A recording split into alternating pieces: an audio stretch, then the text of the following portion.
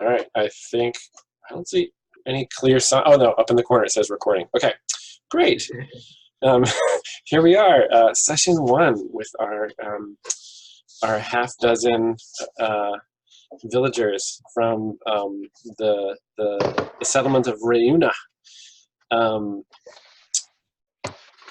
Let's see if I can. I had a special. Here we go. Okay, the settlement of Reuna, where our story takes place. Quick introductions. That's John Chad in the upper left, who is playing the parts of Yarko the Constable and Taimi the Hunter.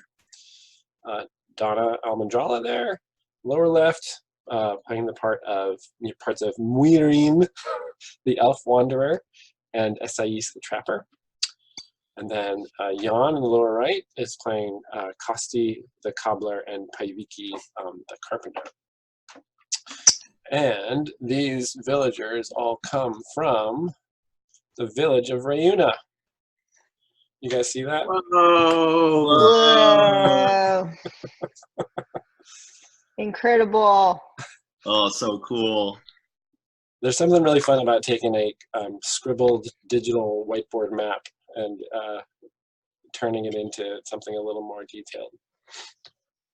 So we have all of our, I think all the things we brought up during play last session are here.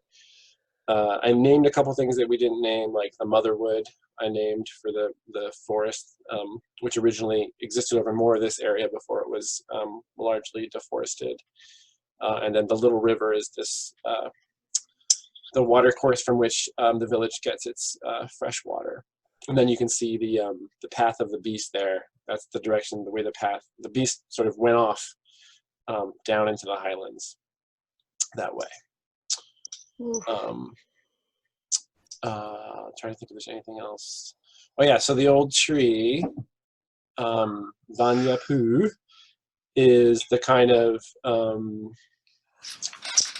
I guess if there's any kind of local spiritual practice or religion, people honor the forest by way of the old tree. So the old tree is a very kind of sacred place. I think Jan described it as having like a hollow in it, perhaps, where maybe offerings are left or something like that. Yeah. We know that Kosti's wife, what's her name? Lomo, is one of the village elders who everybody kind of respects. And there's another village elder named Tini Rintekia, but everybody calls her Tini. And she is a halfling cooper. She's the kind of person who makes the barrels and the casks and things like that for the town. And she's also a village elder. So Lomo and Tini are the two kind of most respected local elders. And Tini is the main caretaker of the old tree. So she lives right nearby. And a lot of people, you know, she's just like Lomo, she's kind of a caretaker and looks after folks when they're sick, or she's kind of like the grandmother for the whole village, essentially. So she's an important kind of figure. And then we discussed that there was a master brewer who got abducted by the beast. So Lomo was abducted along with this master brewer, and the master brewer's name is Sinelma. And what you know about Sinelma is she's not very well liked. She doesn't have, she's super exacting and a perfectionist when it comes to brewing the red cap and the other grades of alcohol. And she's really kind of, she has a short temper. And so of the two people that have been kidnapped, Lomo is definitely the more, everybody's concerned about both, of course, but there's a kind of a outpouring of concern for Lomo in particular, which is one of the reasons that Kosti the Cobbler is joining this expedition. And oh yeah, I think I have, there we go. Did the screen change for you guys? Yeah. The characters. So there's our gang. John Chad's characters are the leftmost ones. Donna's is the middle column, and Jan's the right-hand column there. And then some extra drawings by Jan showing Paiviki, who just looks so awesome, and Lomo, little Lomo. Oh my gosh. So there's our cast of characters. They're about to embark on this journey in pursuit of this giant, scary creature that has been extorting valuable resources from the village. And before you set off, you can all take or ask for anything that you think the village might reasonably have, because everybody's concerned and wanting to pitch in. Elmeri, the word giver, the kind of magistrate who has been assigned to your village,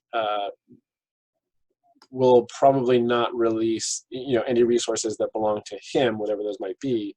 But in terms of generally accessible stuff that villagers might have, you can pretty much take whatever you want. So why don't you make some proposals or make some requests to see any extra stuff you want to bring along.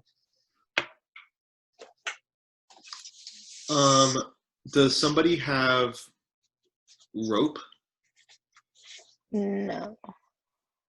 I have a snare trap, but does that imply rope or not enough, I think? Right, yeah, probably a short amount, a short length.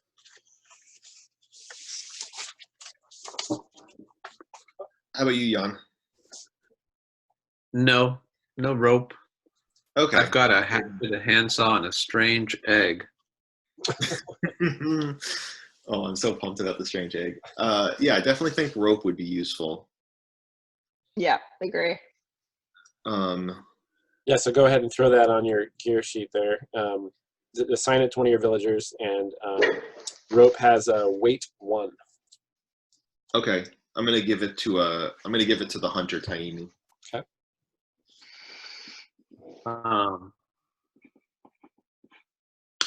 Do we? I remember when we were talking about this creature, it was defined as a cave-dwelling creature. But do we know that? You don't know that. That was kind of a meta question. Yeah. Yeah. Okay. But I mean, it could get dark out there if you end up spending the night. So if you're thinking about light sources, then Yeah, it might make sense to bring some along. Somebody has candles, right? Yeah, I have candles, but torches might be a good idea. Yeah. Yeah. So whoever wants to take along a bundle of torches, those weigh 1, and each one has 3 uses. So there's basically 3 torches in a bundle. So feel free to write that down if you want to bring some. Tinderbox. Anybody who wants a tinderbox could probably bring one of those.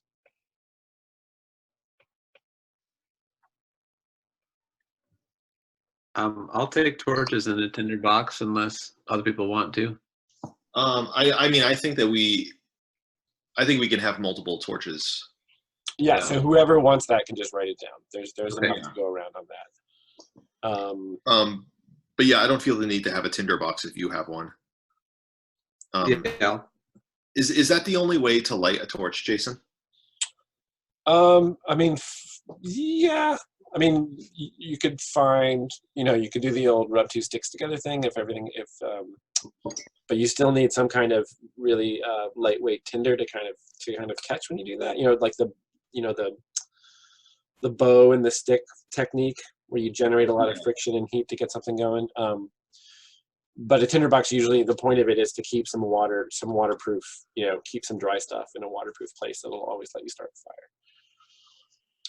What's the weight on that? Safe bet. 0. It's just a small little. Oh, then I'll take one. In terms of weapons, if anybody wanted, I think the readily available stuff, anybody that wanted a knife could take a knife, or a hatchet could take a hatchet. What's the damage weight on either of those? Those are both packet here.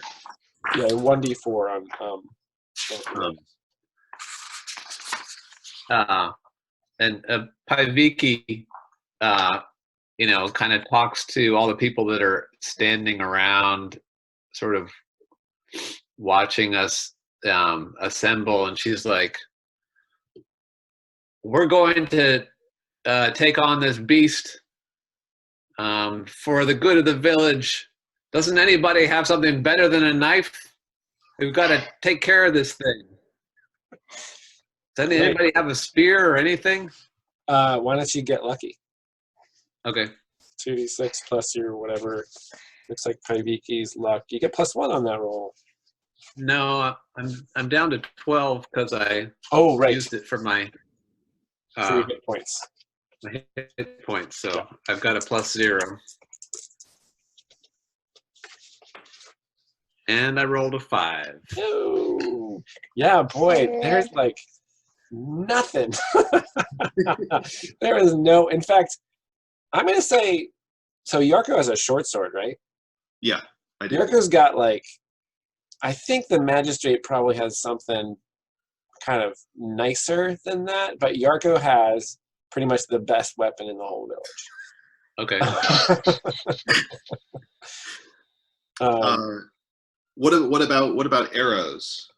Oh yeah. The arrows you can take. Do you have a quiver already? Yeah, I do. And 1 weight of arrows will get you 3 ammo. Okay. So you can take as many. I mean, yeah. You're the only person with a bow too, right? I think so. Yeah. Yeah. So you can load up on arrows if you want. Paiviki's going to go. Is the magistrate around? Is Mary around? Is that his name? His name is Elmeri, like Elmer with an I on the end. Or Elmeri, the word giver, and he hasn't come out of his special house there, the Corqueatalo, essentially the courthouse. Like John referred to the ruling body as the high court of this whole region. And this is the high court's presence in the village is represented by this new structure that they built. So Elmeri has not emerged at any point after this recent arrival of the beast. And so Paiviki's going to cause a scene, and she's going to be like, "This is ridiculous," and she's talking to everybody like, you know, we're the ones who are brave enough to go and take care of this beast, and we've got nothing better. And she takes a knife from somebody, and she's like, "All right," but then she's like, "Let's go, come on." She's ready to go. She's trying to lead. No, she's trying to lead people up the hill to the Corqueatalo. Got it. And you're like, "Come on! I know he's got a spear or something in there." So is she trying to like get a little bit of a mob? Yeah. Okay.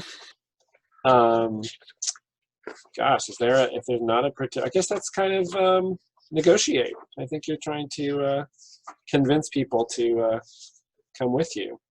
Oh yeah, yeah. So, and Paviki has decent charisma, right? Yes. Okay. +2. So negotiate. When you want something from someone that they don't want to give up, so the villagers are reluctant to approach the word giver's house aggressively. Okay. But you can roll to try to convince them. So that's Okay. plus charisma.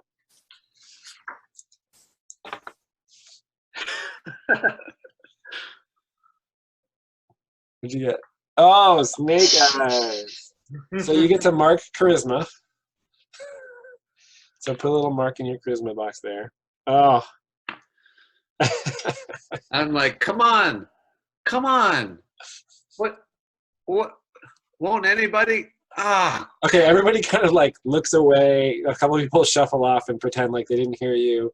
But this one mawkish kind of 16-year-old boy with freckles and bedhead kind of looks at you shyly. He's the only person that doesn't kind of like shirk away, and he kind of like glances left and right and doesn't actually commit, but you get the sense that he will follow you if you do want to go up there. So you'd have this one guy plus any of the other your fellow expedition members. Anybody else would want to accompany you. So what do you guys think? Let's go up. Let's go back up there. Come on, Yarko. Don't you have some weapons stored up there or anything? The word giver might have something nice up there, but he is a coward. He will have locked himself behind stone and wood. And every second we waste is another second that Sweet Lomo and Sinelma get further away. I share your frustration, friend. The word giver is a lazy, cowardly man who represents everything wrong with the High Court. I understand your frustration.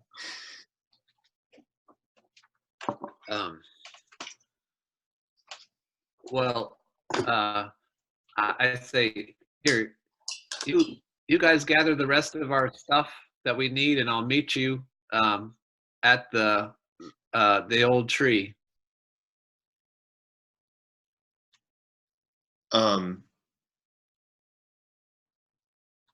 Okay.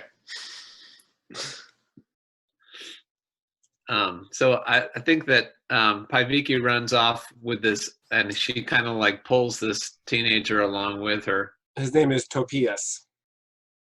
What's his name? Topias. T-O-P-I-A-S. Topias. Okay. Taimi is going to come with you. Great. Okay. Yeah, she loves chaos. She's totally happy to have you start some shit. Muirin, the elf wanderer, Muirin, you watch this whole thing go down, and you, because you've been in town for a little while, you know that Topias has like a mad crush on Paiviki, and has you've just observed that in your time here, and it's pretty clear that that's the only reason he was the one that decided to follow her, because that's his motivation. And you're the only one that really fully understands that due to your elfin wisdom, I suppose.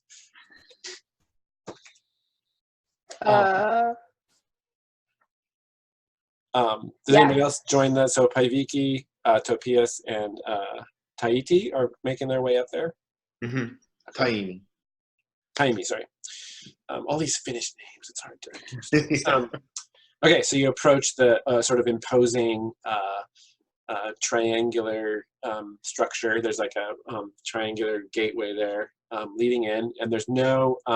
There is a gate that blocks that sort of outer wooden fence that surrounds the place that all the villagers were forced to build. The gate is open, however, and the big front door, which is carved with various symbols of the High Court, is closed. So I assume Paiviki's leading the way. Yeah. I go in through the gate, and I go and I bang on the door. And I'm like, El Mary, Santai Ja. What? We need some weapons. Come on out. Okay, there's a long pause, and then the door opens a little bit, and it is, let's see.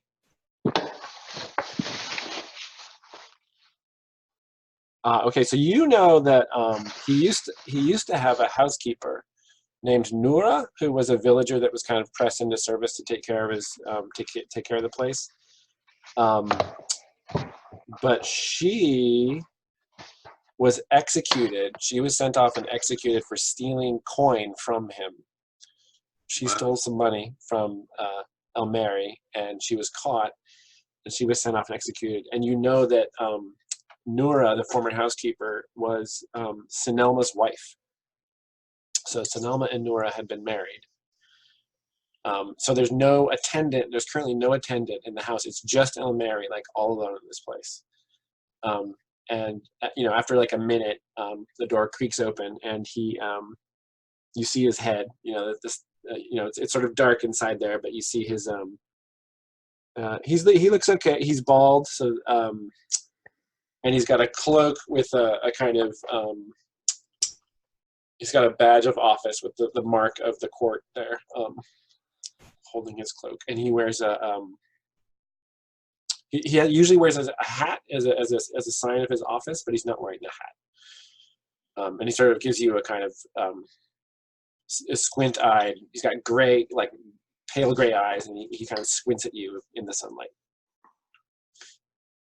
What is it that you want?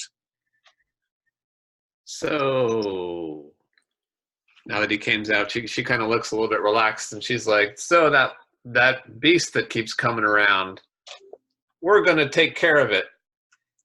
She kind of like nods over at Tiny and kind of like pats Topias on the back, like, we're gonna take care of it. We're getting a crew together, but we need weapons. What have you got?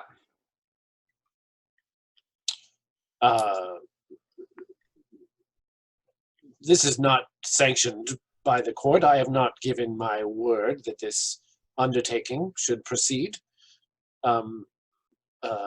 Until I hear the argument in a formal setting, my next audience is tomorrow morning at dawn. I will do no such thing, and the resources of the House of the Word will remain with it. And then I say, look, that thing just captured Lomo and Sindelma. He's running off with villagers now. We got to get on this trail before he does something terrible to him. Sinelma the brewer? The time is now. Yes. And Lomo. And who was the elder? Lomo? Oh, one of the elders, yes. You care nothing for the well-being of this town? So certainly I care about the well-being of this town. You However, sit here in this house of stone while all of us are dragged off. Before you know it, your next audience is going to be from the dinner plate of that beast. I suggest that you watch your mouth, boy. Wait, is Taimi? What gender is Taimi? A female. Sorry. I suggest you watch your mouth, Hunter. You realize who you're speaking to. I give him a quick up and down. Not much. Would you say you're trying to intimidate him into giving you what you want? Yeah. Yeah? I see him as like a small little bureaucrat. I think that if we just talk tough at him for a while, he's going to fold. Okay. Why don't you try to negotiate using strength? Using strength. Okay, is that 2d6? It's 2d6, and looks like your strength modifier is +1. Is that right? That will be a 7. Total with the plus? Okay. Yeah. Or no, sorry, an 8. A 6 and a 1 with the 1. Okay.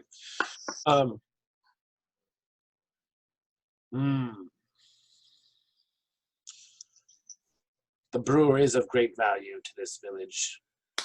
And Lomo is Costi's wife, you say? Yeah. That man's footwear is known far and wide. I know that it is even valued in the capital. Perhaps I can release some resources before the audience tomorrow morning. However, you must take an oath, all of you, that you will return. When you return, the court will claim a quarter of all valuables you may bring with you.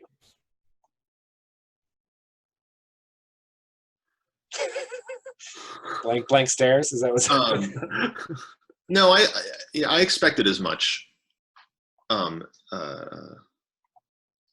What is it that you would offer?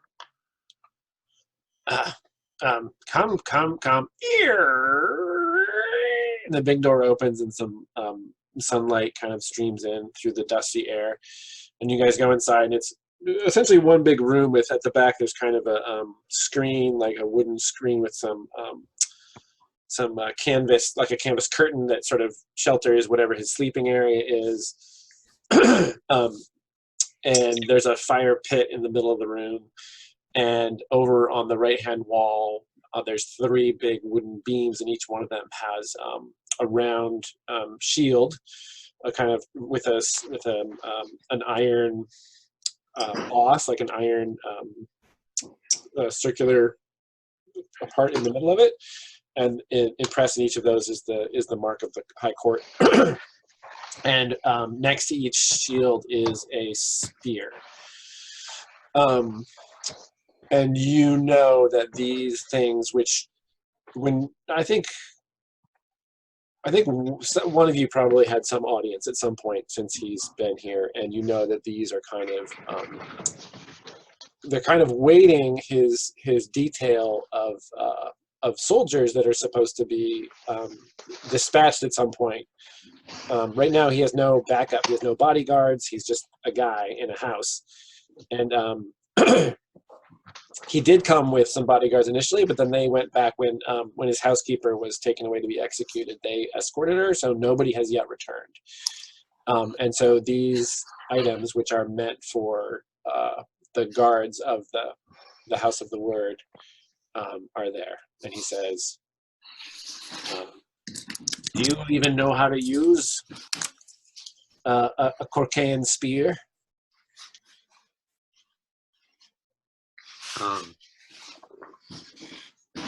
And Paiviki's like, I'm sure I can get the handle of it. And she takes her hatchet and just kind of like tosses it up in the air and catches it, and then like goes to grab a spear and a shield off the wall. Nice. Does she have? Oh yeah, she keeps her hatchet in like a little loop on her belt or something like that. I think she just stuffs it in her belt. Okay, she just sticks it in there. Okay, got it. Yeah, so she goes over and she grabs a spear and a shield.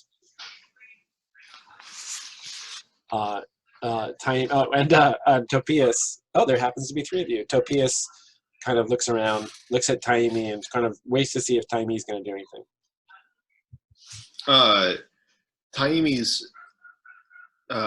Taimi will take a spear. And you said, are there 3 spears, 3 shields? Yeah. Yeah, she'll take a spear and a shield, and she'll say, this is not a mission for treasure or riches, word giver.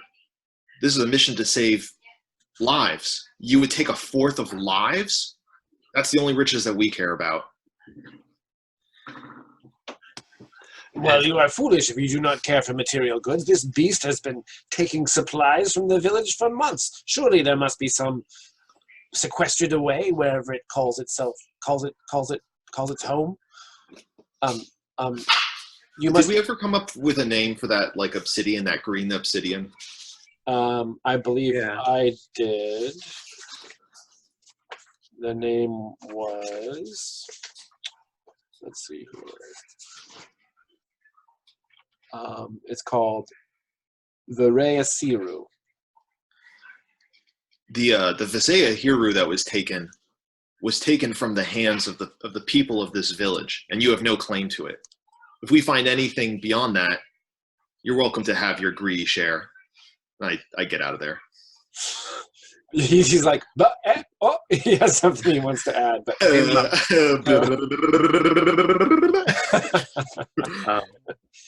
Viki hands a shield and a spear to Topias. Yeah. And then grabs another one off the wall. Okay, great.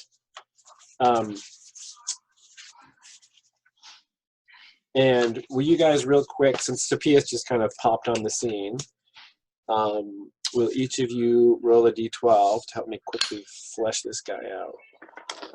And I'll start with John Chad. You got a 9 there. Okay. Donna. Oh, fishing out the d12.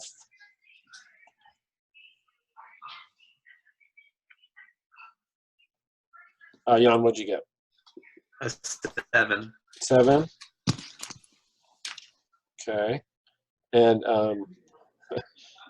John Chad, roll another d12 for me.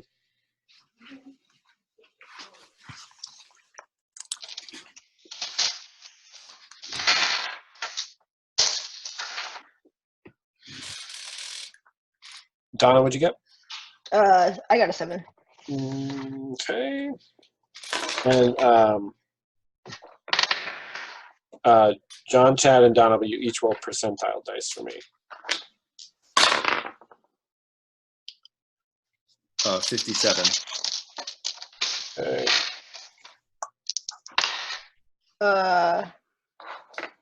3. Okay, thank you. Okay. All right. Great. Okay, so you guys head to the old tree to meet the rest of the party. Yeah. And you arrive, and Yarko, Muirin, Esais, and Kosti are there. And so is Teeny, the caretaker for the old tree. Is Moira armed at all? Sorry, say it again. The elf, is it Moira? She has a staff. Taimi goes up and offers the spear. Oh, If you're interested, I have no taste for this weapon, Wanderer. thank you so much. Ooh. I accept.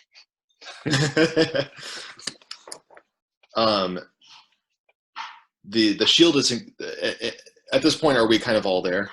Yeah. Taimi offers up the shield. The shield is encumbersome and does not suit my style.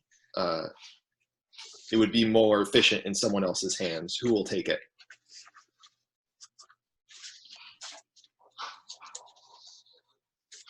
Is Yarko going to step up? I wasn't planning on it. I'm Is there thinking somebody about else? candidates here. So Kosti's got his tack hammer, is that right? Is that Kosti's Yeah. weapon?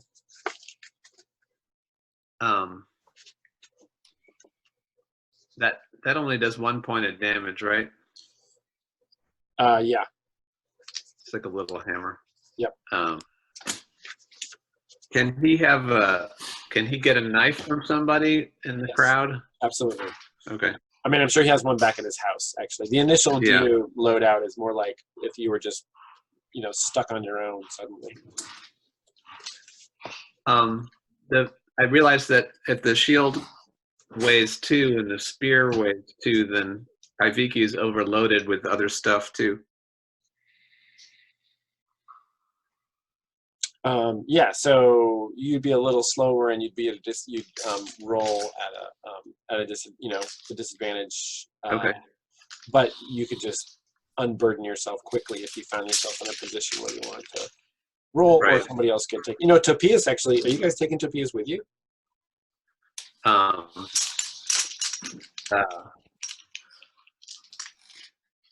good question. Because he could totally help carry stuff. He is on the young side, and you'd be responsible for him. But How young are we talking? Sorry, How young are we talking? he's about 16 years old.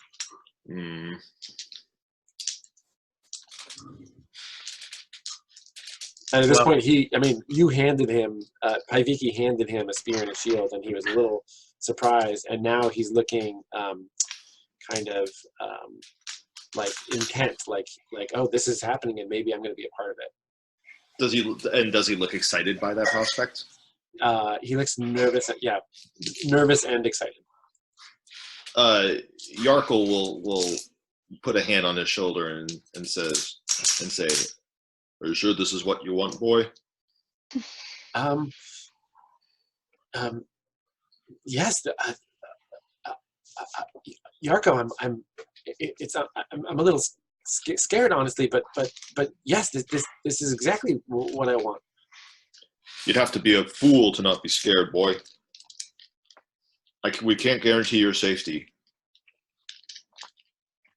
But I won't stop you from if that's your wish. His parents are both there, and they're kind of at the edge of the circle, looking really anxious. And he goes over to talk to them to see if he can convince them to go.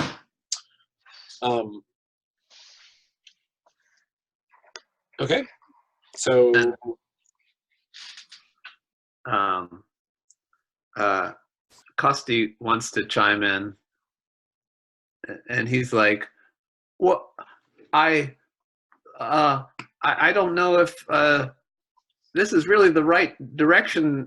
I mean, so Lomo came down. She wanted to offer healing to the creature. She thought that maybe he had some ailment that was causing him to be so angry, and she brought her herbs along, and I told her not to do it, but she did. And anyway, maybe she's right. Maybe there's something we can do that will help it. Maybe that's why it's behaving like it is. Maybe we shouldn't be bringing all these weapons along. I just don't know if this is really the right direction. I mean, maybe we can deal with it, or help it somehow, or trick it in a different way, perhaps. Teeny, the caretaker of the tree, puts her hand on your arm as kind of a comforting gesture, and she holds up a bundle of herbs and poultices, the same kind of healing herbs and stuff that Lomo had brought.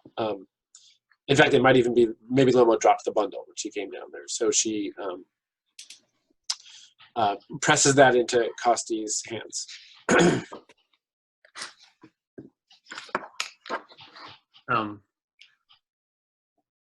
And Kosti says, "Well, will this help with of rage? Are these herbs to calm a rage?" Huh, that's interesting. Let's see. Roll to get lucky to see if there is if that's available. I rolled an 8. Yeah. Okay. Yes. The red root that we harvest from deep in the motherwood. If you can convince the creature to chew on it, it needs to chew on it in order to release the juice. It may have a calming effect. The creature, however, is quite large, and I'm not sure what effect it will have. There's only a handful of red root in there.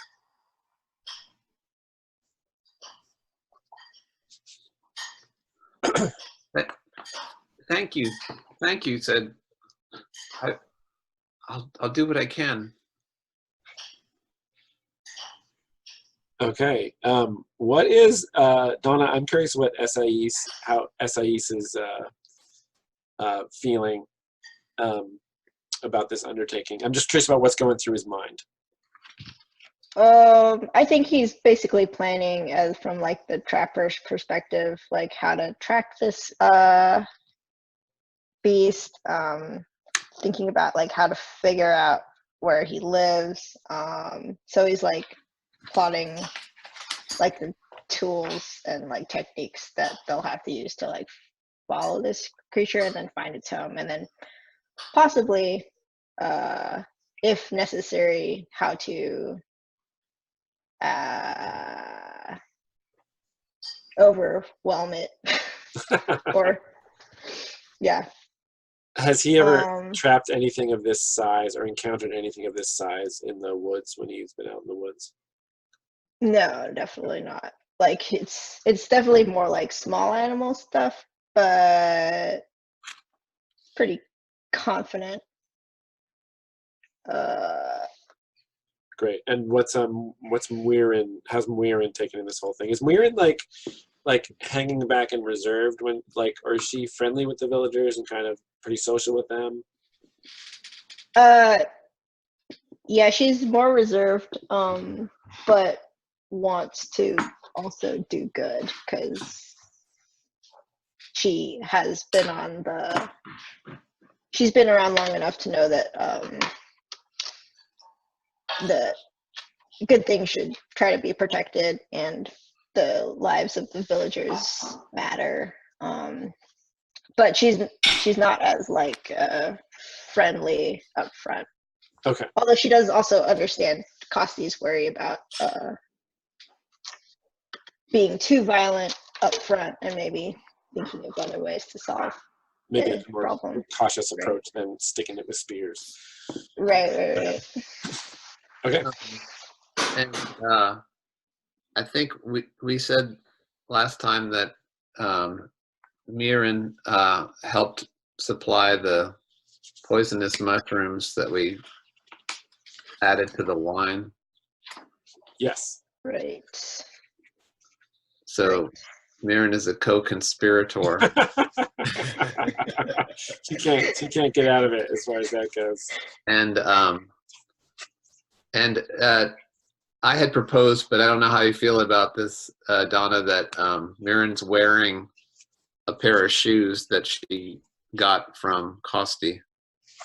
Oh yeah, the notable footwear. Yes, I do like Is that. that true? Yes, it is true. Okay. So she understands Costi. She understands that Costi's opinions come from a good place. Because he makes good shoes. That's it. Yes.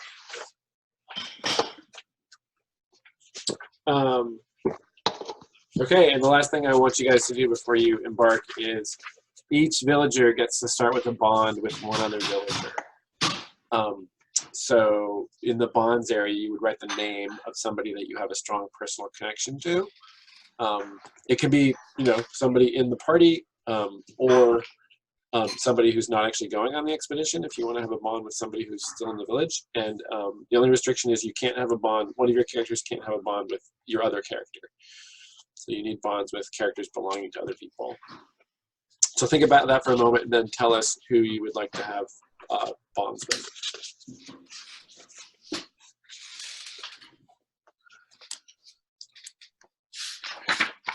And go ahead and pipe up whenever you have an idea.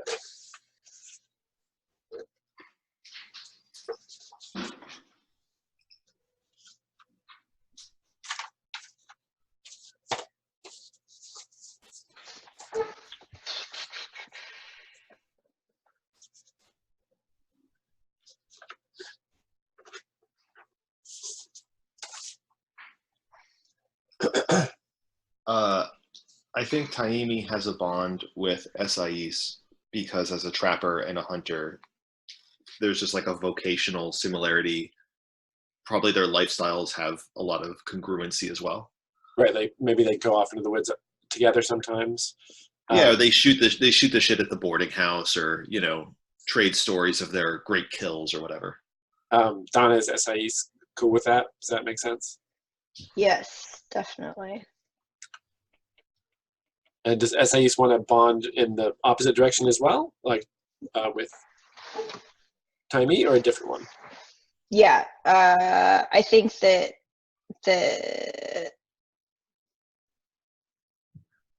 that is like Taimi it's helpful for Taimi to relate through like career, and so We're Taimi friends. makes sense. Yeah. Yes. Okay. What about Yarko, John? What's the name of the boy? Topias. Topias. I think for right now, Topias, just because I think Yarko feels a paternal kind of protective sense. I don't want any harm to come to the boy. Say his name one more time. Pais. It's Topias. It's like Tobias, but with a P. Okay. And since you have a bond with him, why don't you roll to see whether he's convinced his parents to let him go or not? Oh, okay. Yeah, if he's not, then I'll change my mind. Right. So 2d6 plus 0 for him. That's a 7. Yeah. Okay. So it's really there's a he comes back from a heated argument. The father is consoling the mother, who's kind of weeping. He looks flushed. Topias is flushed and excited, and he comes over to Yarko, and he's like, "My dad's gonna let me go. Mom's not happy about it, but I'm gonna come with you." And he's like psyched. And I put a firm, you know, hand on his shoulder, and I just do like the pursed lips, like man nod, like. Okay, great. How about Kosti? Does Kosti have a bond? Well, I mean, Kosti obviously has a bond with Lomo. I don't know if I should come up with other bonds as well. Yeah, I mean, and I would say that I'm assuming that they have a very stable and loving marriage, given their personalities. So I would just write down Lomo's name and give her 3. You can have up to 3 bonds with a person, 3 little circles that you draw next to their name. So write down Lomo and just go ahead and give them 3. Like they have a very strong connection. And then Donna, has Muirin made any close connections with anybody here? Might there be someone that Muirin could have a bond with?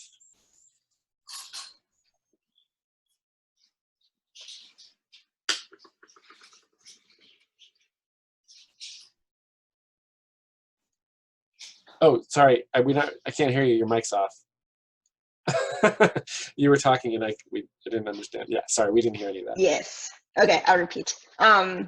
So I think Muirin is noticing like who else likes Paiviki, because she has also a like crush on her as well.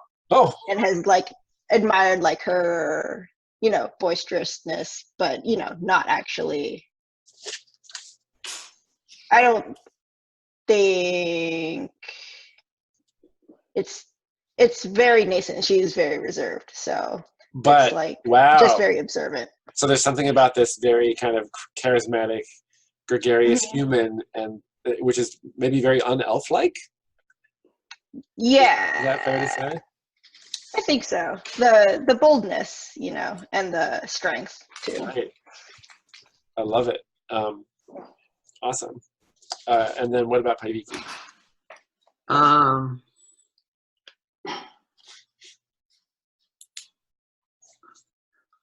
I don't know. I'm thinking maybe Yarko. Okay. Just because Yarko is kind of an important guy in town, and she likes jumping around with him and stuff like that, and giving him a hard time and that kind of thing. John, is Yarko immune to Paiviki's charms? Yeah, he's really focused on his job, not because of his love of the High Court, but because he fears that if he doesn't do an adequate job, it will warrant more High Court intrusion. Oh, got it. So he's wanting to sort of prove that the village can take care of itself, and then keep the High Court from interfering more. Yeah, so he's really focused on balancing that. Great, awesome. I mean, she's lovely and can really put him back, but you know. Yeah, but he's not necessarily as charmed as a lot of other people are. Yeah. Great. Okay, I think unless anybody else has any final business in town, it's time to set off. I guess we need some food. Oh yeah. People are, people have, there's like warm flatbread and goat cheese and let me think, what else is there? There's some kind of like hard fruit that grows along the river, like a hard kind of sour, almost like a crab apple-y kind of fruit that you guys, I mean, you don't know it, but there's lots of vitamin C in it. So that's like your kind of, that's like a, like a fibrous kind of citrusy, but it has the texture of an apple. So there's, you get some of those. There's probably some nuts that you guys have, and definitely some cured meat from animals that have been trapped or hunted in the woods there. I'm sure that Taimi and Esais are able to provide a fair amount of that actually. So you can just pretty much load up on as much food as you want. Let's see, according to the marketplace, 5 uses of rations weighs 1. So however much weight you want to take up with rations, you may do so. And if anybody wanted to bring any of the more drink, you can all have like a water skin that you can fill up at the river, but also since there is a fair amount of, there's like the 3 grades of the beet stuff. There's the red cap and then the 2 lower things. If you wanted to bring some of that along with you, you could do that as well. So just make a note of that. One of them was it slurry? Is that what you Yeah. The lowest grade one was just like a brown Belly. the equivalent of grog. Beet Oh grog. yeah. That's what it is. It's beet grog. Okay.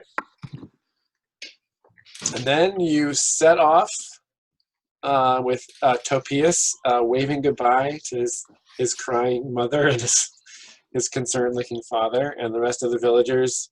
Like a cheer goes up. Teeny, before you leave, does a brief ritual at the tree to kind of ask for the blessing of the motherwood as you set out to rescue 2 of your own who have been whisked away into the wilderness. And you set off across. Oh, and there's the beast, just as a reminder. This is what you're in pursuit of.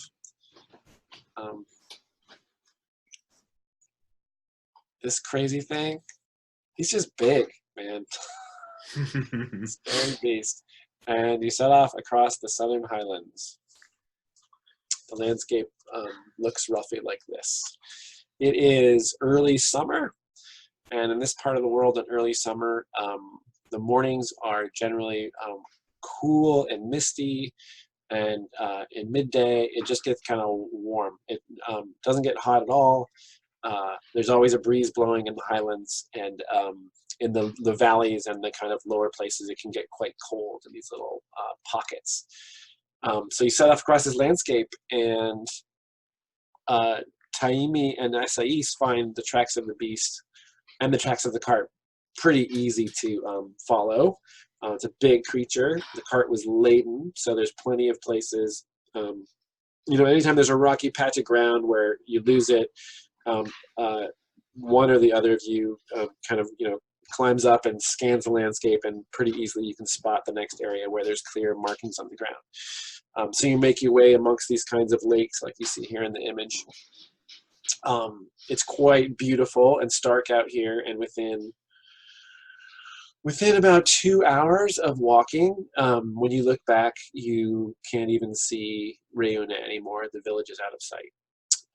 And I think, so most people in the village have explored to some degree out here.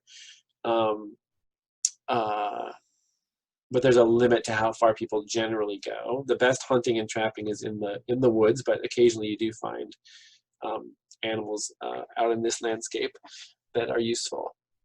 When I think of everybody, so yeah, the elf wanderers wandered far and wide, so this is just like old hat for Muirin to be on a long journey. I don't know how long it's been since Kosti's, Kosti's kind of on the older side, right? Yeah. Does he get out much? No, not too much. He's more of a homebody. He interacts with and trades with everybody in town, and he gets the various leathers and stuff from people who are trapping, and all those kinds of things. So no, it's been many years since he's stepped this far away from the village. Okay, I see the wind kind of whipping up his white head of hair there, and catching his beard as you guys march down a rocky slope towards the shore of one of these lakes. And the journey is relatively uneventful. on the journey, if anybody wanted to have a conversation with somebody else and keep company, which is one way to improve your relationship with somebody, somebody could do that if they chose to.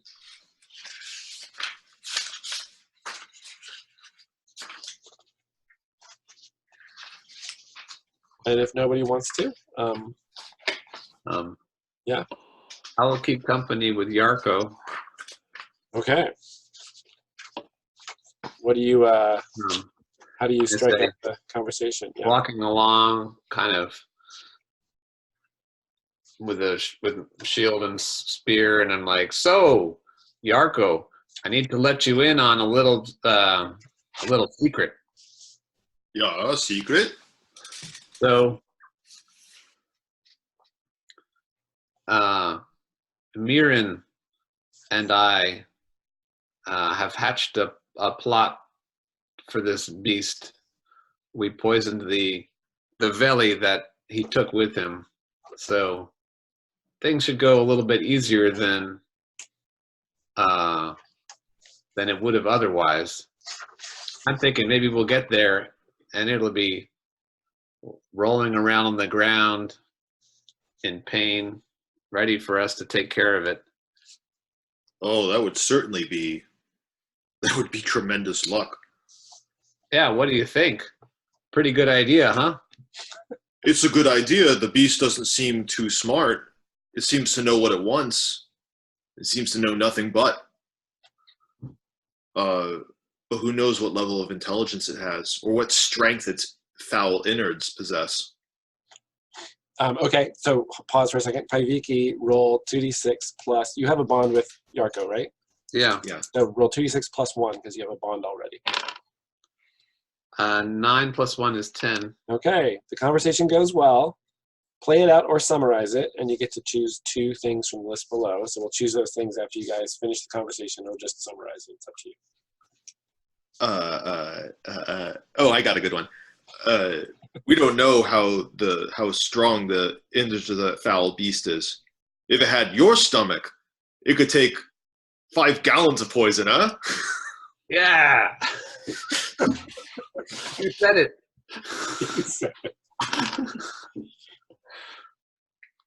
And meanwhile, Paiviki's struggling a little bit because she's overloaded with stuff, but she's trying not to show it. And Yarko throws a little smile. Too much on your back? Not at all. And then when Yarko's not looking, she tries to slough off some of the stuff onto Topias. onto Pius. Oh, you're gonna have to like roll a stealth check or something, my man. When Yarko's not looking, she just like she hands Topias like a big bag of something, and he's like, oh, okay, yeah, no problem. Great. So you guys each. So the 3 options there one. Paiviki would gain a bond with Yarko, or Yarko would gain a bond with Paiviki, or you would refresh all marked bonds. So nobody has any marked bonds. So that means you each get a bond with the other person. Okay. So that's a second bond with Yarko on Paiviki's end, and Paiviki gets a bond with Yarko. I mean, yeah. Other way around. Yeah, Other way around. I didn't establish one with Paiviki, but I do now. You do now, right? Great. Okay.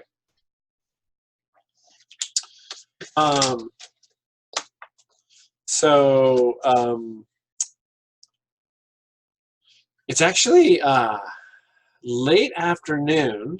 You've hiked. You guys set off really early, and you hiked for probably 4 or 5 hours. Took a break by one of these lakes, and then hiked another 3 hours. So about 8 hours of hiking across the Highlands. And who is actually up on point? Would it be, I'm assuming it's one of the 2, the hunter or the trapper. Who do you think you guys think is on point? Or I suppose it could be the elf wanderer as well, given that person's background. I guess like intelligence and wisdom would be kind of the applicable skills here. I don't think Taimi's very quick, but she's not terribly smart. But she is curious, so maybe she would just like thrust herself to the front. Doesn't somebody have a very high wisdom in this crowd? Yeah. Weirin does, yeah. Yeah, she can be leading. Okay, great. So Weirin's up there in the front. What color is Weirin's hooded cloak? Is brown. Okay. Blending in with the landscape. Okay, so it's late afternoon. There's like clouds scudding across a bright blue sky, and you're making your way. Weirin is making her way up a kind of a slope covered with like jumbled with large pale gray rocks, and noticing the way between the rocks, and you reach a point where one of the rocks stands out against landscape because it's there's like a bright red mark on the rock that stands out. And when you investigate it closer, you see that there are the fragmented remains of a ceramic jug that held red cap. So at some point not too long ago, a jug of red cap was smashed on this rock. A full jug of red cap, or an empty, or a? How wet does the rock look? It's sticky, and the top of the cap of the jug, like the jug comes to a little opening at the top, and then that was sealed with whatever it was, wax or however you described it. That's still sealed, yeah. So that you can tell that it was a full jug. Okay. And a little further past that point, you top a rise, and then the land dips down and then goes up again, and you are confronted with this. And the tracks go right into this opening. It's not in this image, but the cart is parked off to one side of this cave mouth. And then on a rock, directly above the cave mouth, perched on a rock, is a goat. Alive, looking at you and kind of chewing. Meh, meh.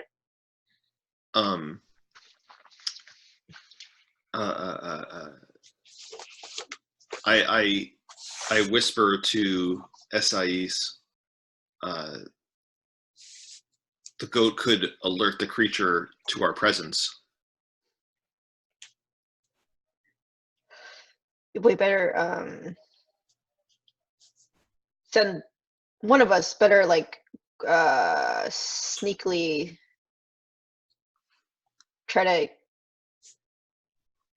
get the goat out of.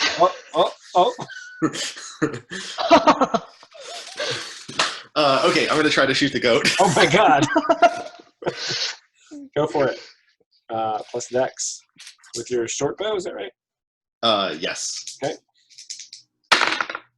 Oof. Yeah. I got this.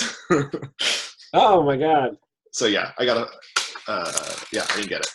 Okay, you mark dexterity. But I think that Taimi shooting at a stationary domestic animal is not going to have a problem hitting it, so you don't miss it.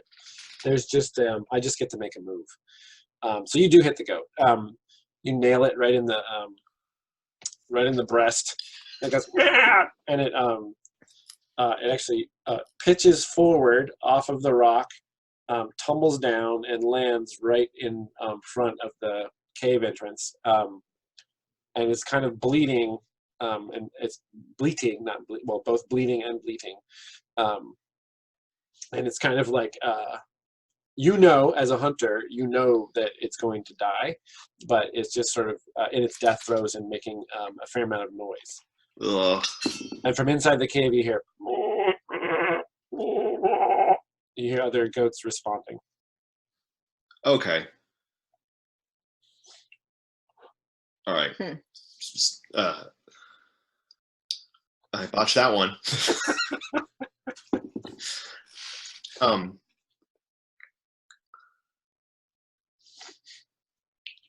So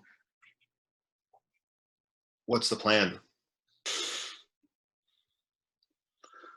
So the goat has fallen down the rock and has landed in the grass. It's landed kind of right in front of the cave mouth on the, yeah. You know, this is, you know what? Actually, Taimi's not that smart to say this next thing, so Yarko says it. If the creature was right at the door, it would have heard that or seen the goat and come right out. So the creature's probably deeper into that, in that crevasse. There's an audible, Topias makes an audible gulp.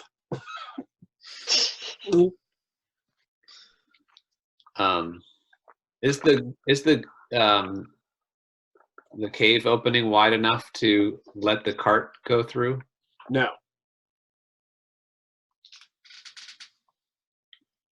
The cart is sitting next to the cave opening, Oh, okay. and all the stuff has been removed from it.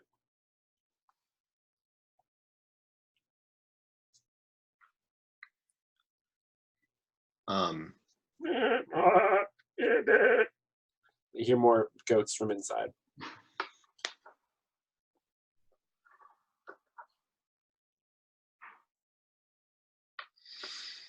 If we could come up with a way to draw the creature out, we might be able to ambush him, says Paiviki. Attack from the rocks above. Maybe cast down a large stone to kill the beast. Or set a trap in front of his cave. Yeah.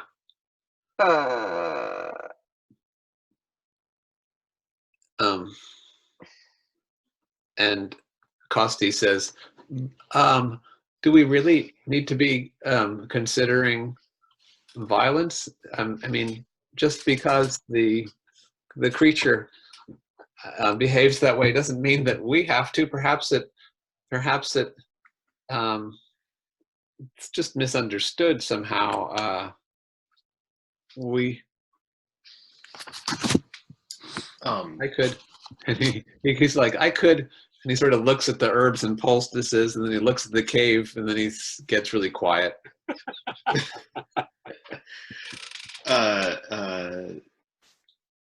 Taimi crosses her arms and huffs and says, you know, I understand you have a gentle heart, sweet Costi, but our ways have already dictated which beasts are not to be slain. And if the spirits that we serve that govern the forest had not want us to kill this beast, like the frog-headed weird things, that edict would have been laid down to us. This beast has wronged us, and it is part of the natural order. And he looks over at Mirren, and he says, you've traveled far and wide, and you've been to other villages, and it's said that they have other creatures that plague them time to time. And how do they? Is there a way to appease them? Have other villagers come to terms with their creatures, with their monsters?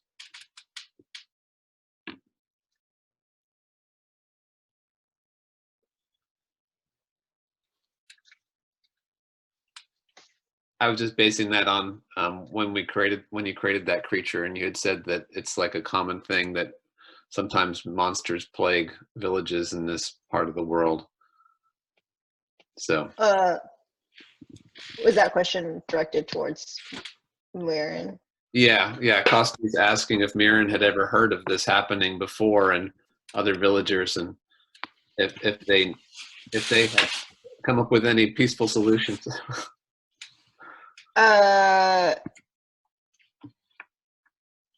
Wherein sort of doesn't want to share the truth outright, because most of the beasts, the outcomes don't end very well, or there's not usually a peaceful solution. So she responds, it's possible, Kosti, that we can retrieve the others through nonviolent means, but it's very likely that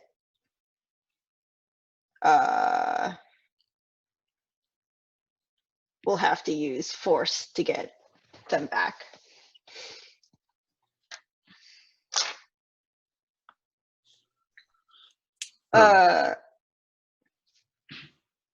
Can I use like my stealth to sort of very sneakily like peer into the inside of the Yeah, cave? you can do whatever you Just want to- if you want to sneak up there. You are a I'm elf, pretty you sneaky. well, they have a featherlight step, right? So you're definitely not going to make Yes. noise. Yeah, and especially if the goats are loud, I could probably just take a quick peek. You're definitely not going to make any noise, and the main thing would be if anything was going to see you, depending on where you were moving. But you don't have to roll for that. You just creep right up to the and Topias takes a as you sort of quickly and quietly move towards the entrance. Now, when you do that, when you're kind of going into quiet scouting mode, do you carry your staff with you still? Um, You know, I can imagine you might put it down and go hands-free, or I can imagine you carrying it as well. I'm just curious to know whether you habitually Right. carry it with you. I carry it. Okay. Yeah, so you get up there and you peer in, carefully peer in. Everybody else is standing well out of the way so that if anything was looking out, they wouldn't be able to see the rest of the gang. And you see that the noise of the sheep bleating gets louder, and your eyes, because you're in a brightly lit area and it's dark inside, your eyes can't quite adjust, but you can tell from the sunlight filtering in that the tunnel kind of goes downhill, and maybe 15 feet, it sort of goes downhill roughly straight ahead. Maybe it slants a little bit to the right, and then about 15 feet ahead on the left-hand side is another opening. But you don't see, it's just like a natural rock tunnel, and it's from that other opening that the sound of the other goats is coming. Okay, so I don't see any goats, but I Okay. just hear them from that. Yep.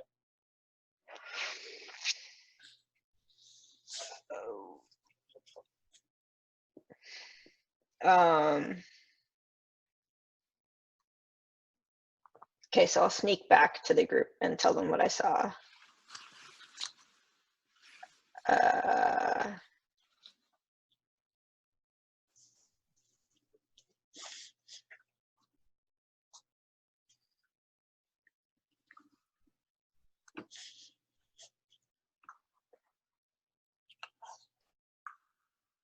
So everybody's conferring undercover, out of sight of the cave mouth. Yeah. What do you do next? I'm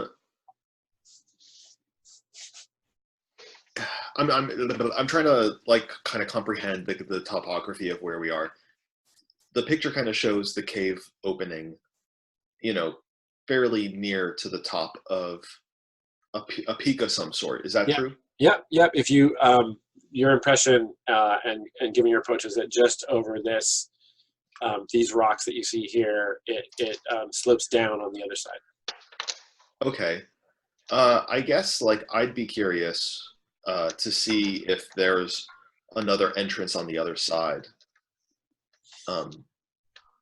or whether this is like whether this cave system, is very short. It could be all sorts of twisty turny, but I wouldn't want us to kind of formulate something based on this entrance and have the beast come out the other side, or just not be in there because that's the way that it would go out. Again, that's a Yarko thought because Tiny's not smart enough to have that thought.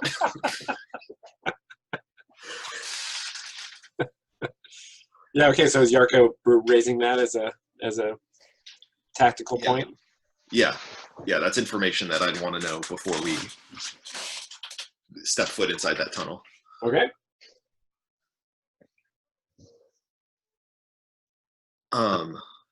Yeah, we should scout the area. I agree. This is Paviki. Does Mirren want to do that, or do the hunter, the trapper, and the elf want Yeah, Mirren does want to keep scouting. I think the Essayist is sort of thinking about ways to set a trap should the guy exit this way. Okay. So Mirren's gonna climb over these rocks and sort of survey the terrain and explore a little bit and see what else there might be. Yeah. Okay. Solo? Or would Does anybody anyone else? Taimi would go. Oh my God, Taimi has an 18 dex. Yeah. Holy crow. Yeah, and I still pooch that shooting that goat. Well, that's why you killed the goat anyway. But great. Okay, so the two of you guys climb over the rocks and start to survey the area. And I'm gonna say, who's got the wisdom here? So Mirren's gonna roll to perceive, and with plus an additional +1 because Tiny's helping. So that means you get a total, because Mirren's wisdom is 16, you get a total of +3 to this roll. Oh. Oh no. 9. Okay.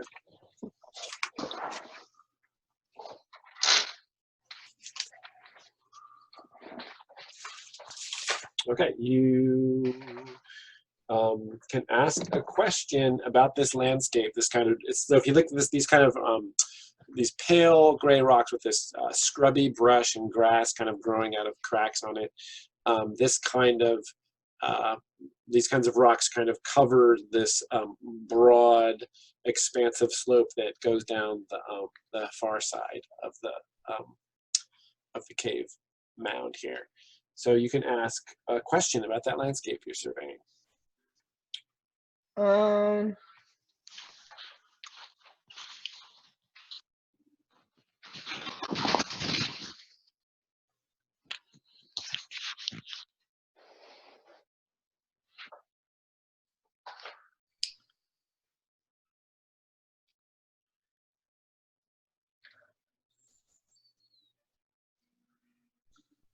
Could I suggest a question?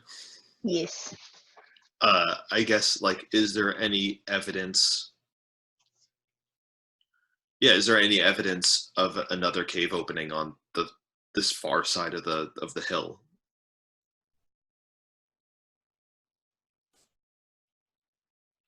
Are there any signs of like the tracks of the monster on this side of the hill? That's good.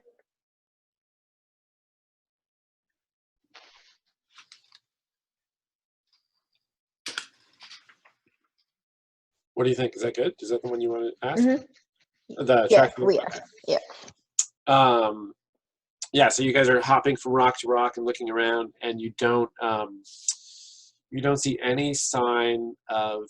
It's pretty rocky, but there are areas where there's exposed earth, and you don't see any sign of the creature. But you've made your way like 100 yards down this slope, and you don't see any sign of the creature, but we're in maybe another 100 yards off. There there's all, the rocks are kind of every which way, but there's one that kind of sticks up a little higher than most, and you see a figure kind of seated with their back up against it, facing away from you. And from this distance, all you can make out is that it's a humanoid, human-looking figure, and it's got some kind of pointed cap on. And on the rocks past it, you make out a number of shapes that you recognize as goats.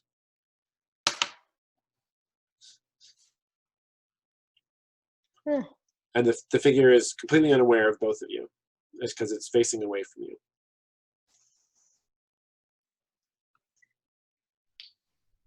you.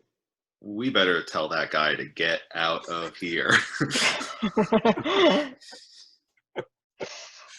So do you want to make your way closer?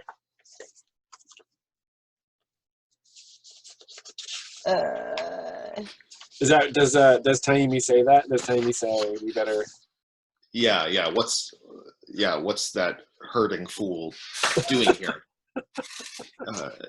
He's announcing himself as if he himself was the great feast. Yeah, I mean, well, maybe he knows something we don't. So you guys make your way towards this figure? Yeah. And then how are you going to announce your presence? Because it appears to be pretty oblivious to you.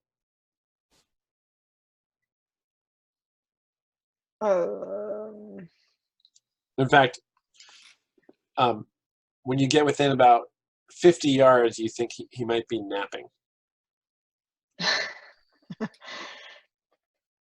And Weirin, at this distance, the cap is like pulled down over his eyes, and he's got his back up against the rock, and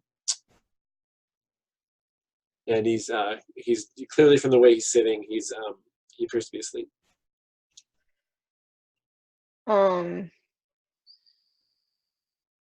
Can I see if he has like any weapons around him, or? You do notice what looks like the hilt of, actually no, it's on the rock next to him is a belt with a scabbard, and it looks like a short sword. So he's apparently taken it off and put it on the rock next to him.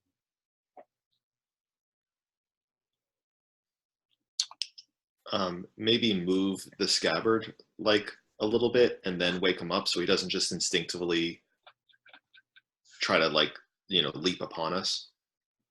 I could poke him with my staff. So does Weirin want to... From a distance. Do you want to get close enough to move the scabbard, or just poke him at a distance without touching the scabbard? Oh yeah, I do want to... Yeah, we should... sneakily move the scabbard and Okay, so you get, because of your elfin ways, you get close to him no problem at all. I don't know if Taimi's ever really paid attention to Weirin moving, but as a person who sort of prides herself on silently stalking prey, you have a sudden appreciation, or maybe you don't because your intelligence is 7. Maybe you don't even.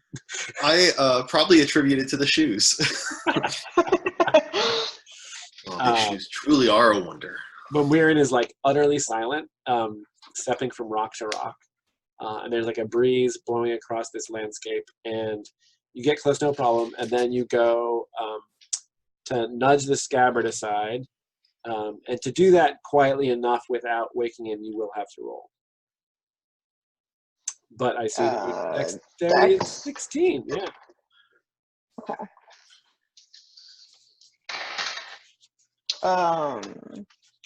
11.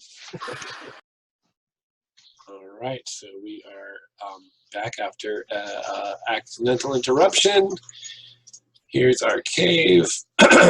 And you guys were approaching a napping fellow in a pointed cap. And Weirin has nudged aside his short sword. And you notice that, let's see if this makes the computer crash again. He has these pointy ears, oh good, and kind of a pale greenish gray skin. And Mirren, I think given your wanderings and your experience in the wider world, you recognize this immediately as a piko, which is a humanoid creature, just another species of humanoid, which, let's see, how much? No, you maybe don't have I mean, from the pointy ears, you think maybe they might be somehow related to elves, but you are aware of these creatures, people, they're people, they're not, as they tend to live in the wild, in small communities, and this one appears to be a goat herd. There's nothing there's no way you could sort of generalize about Piko personalities except to say that sometimes they are playful.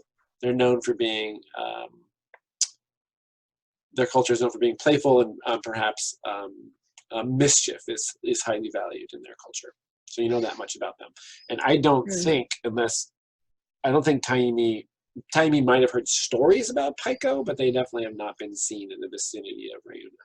Yeah, I've probably forgotten a lot of stories about Piko. Okay, and he's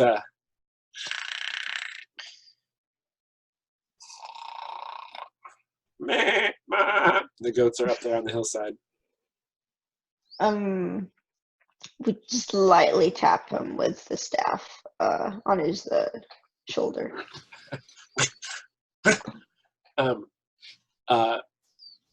He sort of slowly reaches up, grabs the cap, picks it up, and looks at you with one eye.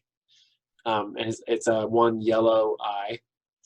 And then holding his cap up with just his one eye open, he looks over at where his short sword is and sees it there, and then just sort of holds that position.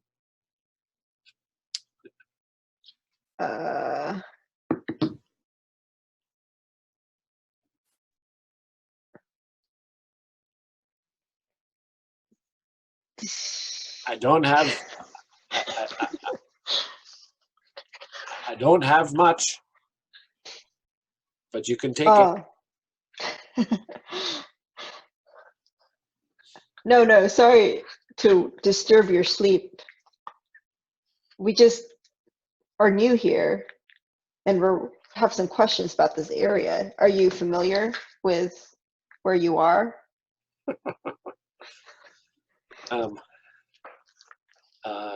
Yes, very familiar. I spend a lot of time out here. Is this your home? He looks he sort of makes a really sad face. I never used that word to describe it before. And he's speaking, the common language that you guys speak. But maybe you detect a little bit of an accent, but he's basically speaking the same language as you guys. I never thought of it. I've never used that word to describe it before, but I suppose it is my home. Are these your goats? Oh. And he looks over at Taimi and he says, "These might be her goats." Me? If you're from that village up north. We do hail from a village to the north, and we are in search of something, but it's not you nor your goats. We seek a beast that we believe lives in this area. To dwell here either makes you very brave or very much a fool. Oh, well, I'm not brave. I've been called a coward before, in fact. Let me think about whether I'm a fool. Perhaps. But I'm not afraid of the beast. Why mention a? You know what? Actually, Do you have your bow out? Are you threatening him? I probably do. Are you threatening him? Are you like aimed at him? Or are you No, kind of, okay. no. I mean, I'm really interested in like where this man hails from because I've never seen anyone like him before. But I think I'm more. I don't have mission drift quite yet.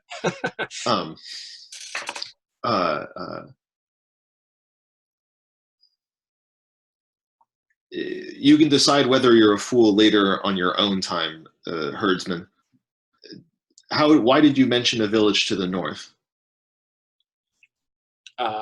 So is Muirin does Muirin have the staff in kind of a threatening way, or is Muirin pretty sort of it's not threatening, it's okay. more defensive. So he makes a gesture like, without speaking, he makes a gesture like, can I stand up? And then it's all back up a little, yeah. Okay. So he kind of stands up and he kind of looks down to where his short sword is. He doesn't make a move for it, but he's just kind of like checking out where it is, and he kind of looks at you guys. And then, I'm sorry, John, could you summarize again what time you just said? Oh, why mention a village to the north? Well, you asked if these goats were mine, and I suppose that I care for them and look after them, but they didn't start with me. They were brought here from someplace else. The beast brings you goats? Well, you guys know that goats are part of the monthly offering that you have to make to the beast, and it's been going on for a while. And I'm going to say, Taimi, you even recognize there's one goat that's like white with reddish-brown spots. This particular goat that really likes jumping up on rocks with all four of its legs kind of in the same spot, right? It's this particularly amusing goat that you recognize from back home. So if you came from up north, I'm assuming you came looking for your goats.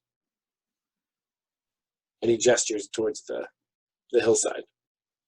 And these be them. Are you consorting with the beast? As I reach for an arrow. Oh, consorting. I don't know that word. I do things for the beast, and well, the beast has a name, you know. No, I didn't know. Isilmat is the beast's name.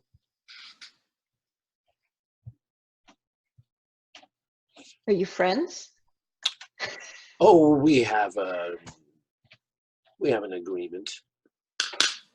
I do things for Isilmat, and Isilmat does things for me. Like what? Well, I have a home. I have to use the word that you used. He lets me pursue my interests, and I am I get the benefits of his acquisitions in the form of delicious produce of these goats and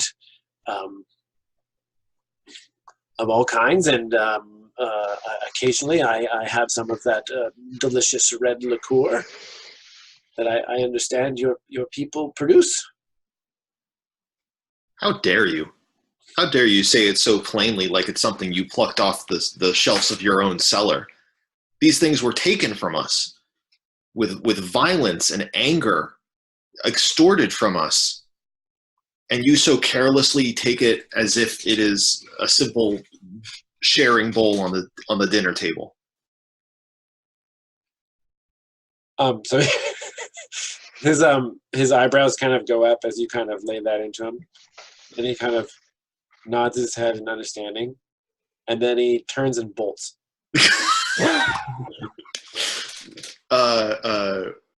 We should stop him. I'd chase after him. Oh, okay. You're gonna chase after him. Yeah. You're on it. Okay, Taimi. Yeah, make a dex saving throw to catch up to him. And so, just real quick, do you drop your bow and arrow? Do you swiftly sling your bow? I probably quickly sling the bow and then pull the knife as I run. Okay, and I assume that if there's any burdensome objects, you left them way behind at the cave mouth? I'm currently not encumbered, so the only thing I might have left is the rope. Okay, great. I guess rope and rations, if we want to be technical. Yeah, so you left those back. And so quick sling, draw the knife, and you're leaping across the rocks. Can you just tell me, so I see that Taimi has like these braids, right? Mm-hmm. From your drawing. Let me see if I can back up and see, take another look there. And lots of piercings, and just like a quick description of how Taimi is dressed as we watch her lunge across the rocks. Taimi has kind of tight, kind of common cloth. I don't know if like cotton or tweed or burlap is like the common cloth of this region. Cotton's hard to come by, but yeah, like wool and yeah. Okay. Yeah, something like that. Some kind of like worn looking material. It's a rather it's relatively tight so that there's nothing to catch on twigs or you know and get in the way of movement during the hunt or create unnecessary noise. Okay, so no like cloak or cape or anything like that. No cloak or cape. There's kind of like more substantial material, maybe not a leather, but maybe like a hide, like maybe like a not quite cured, or you know what I mean? Yep. Rawhide. On the shoulders. Got it. But other than that, a pretty colorless uniform. Oh, so like dun colored, like brownish or grayish or brownish, different browns and grays. Okay, great. All right, make your roll, lunging across the landscape. All right, let's go. 13. And how do you tackle this fellow and bring him to the ground?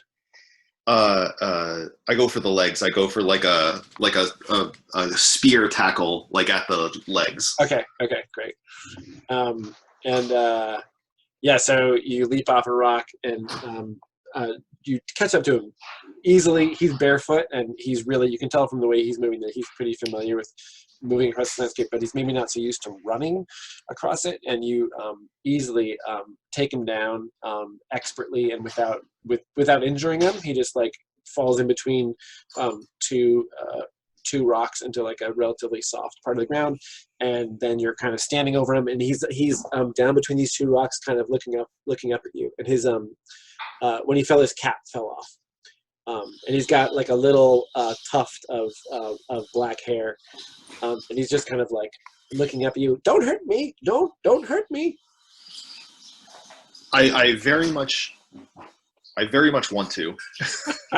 You've been benefiting and suppling off of the pain and unfortunate circumstance of our village. I would gut you right here, but my fury lies with the beast.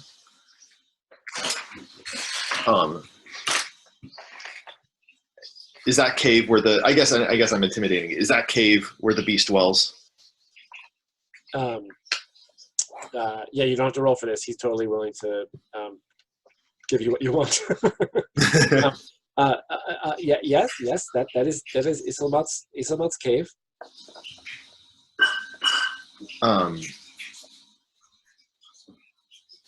Does the beast dwell alone? I share space in the cave myself, and And now at this point, you are going to have to, if you want to get more information out of him, you are going to have to roll. Yeah, I'll happily do that. So, so that's intimidating him. So strength. Ooh, that's gonna be a 7. Okay.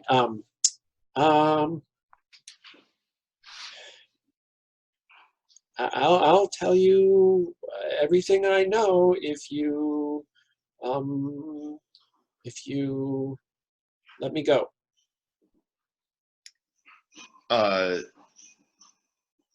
If you You will not. swear by whatever god or demon you believe in, and just swear that you will let me go unharmed. I'll tell you. Oh, you disgust me. Yeah, I will not. I will not kill you. I will not kill you, herdsman.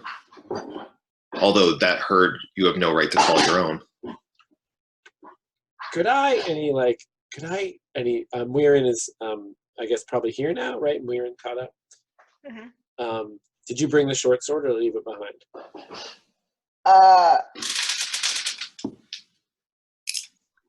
I did not bring it. Okay. So he sort of makes to climb back to his feet. Do you let him get up? Amy? No. Okay. No. And now do you like threaten him or gesture or like step on him to keep him down? Yeah, I'm like, I when I tackled him, we probably tussled, and now I'm kind of like on top of him. Oh, so you're okay. Oh, okay. So he's with not, my arm like across his like clavicle. Okay, got it. So you swear not to harm me, and I will tell you. Yes, tell us. Will you please? May I? Will you let me breathe?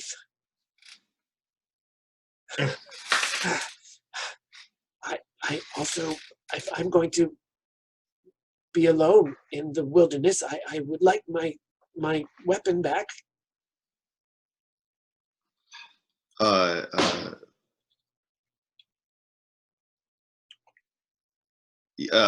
We can talk about that.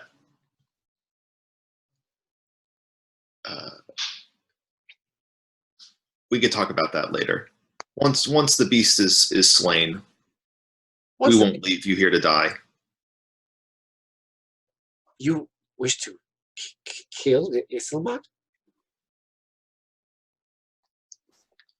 The beast has terrorized our village for months. Nothing can satiate it. Now it takes people. I told him he shouldn't have done that when he came back with them. I told him that was bad. Oh, you will kill him.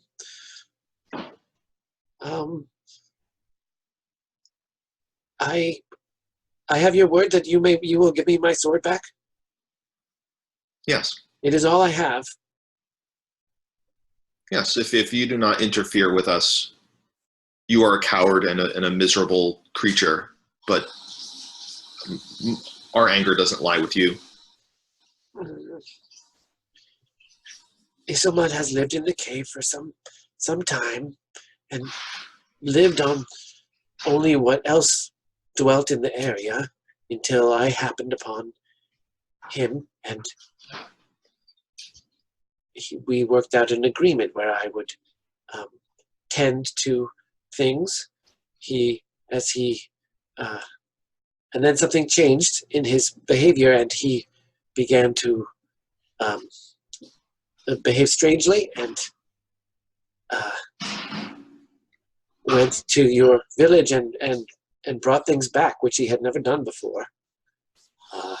But it was nice to have food and drink other than mushrooms and small mammals. And then, but a change had come over him, and I did not know what had caused it. But then I learned, or I suspected, that someone else dwells deeper in the cave. I know not where, because I dare not go deeper. But I think that other person or force dwells there and has taken over Isolmat's will.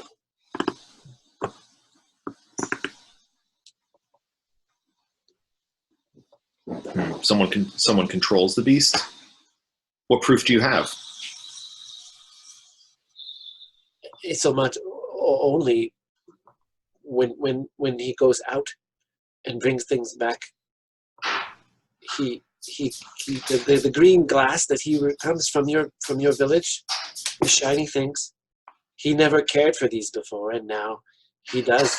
He surrounds himself with them, and not just from your village. Anywhere he can find shiny things, little flakes of crystal or pieces of quartz that he finds lying on the landscape, he will bring back, and he surrounds himself with them. And then this is something that he never did before.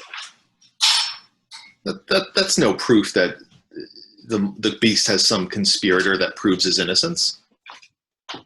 Well, occasionally, supplies and bottles of the red liquid go missing. They're not broken or elsewhere in the cave. They're just gone. Somebody has taken them, and it wasn't me. Is there a like a patch of? I'm trying to look at the landscape. I'm trying to see if there's anything that he could like draw a map on. Yeah, sure. He could on the face of a rock. You could take another rock and scrape on it. Sure. Okay. Yeah. What do you want me to draw? Draw the map draw the cave system as far as you know. Let's see here.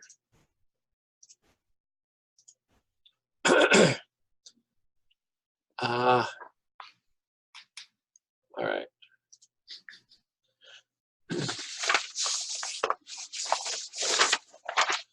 You came from the north side. You saw that entrance. So just inside is where we keep some of the goats. There's a pen where we keep some of the goats. And then over here is where I live. It's my room. And then here, and he pauses for a second and he kind of looks askance. Muirin, you notice him when he gets to this point of the drawing, he kind of like looks to one side. Here, the cave turns this direction, and then it splits.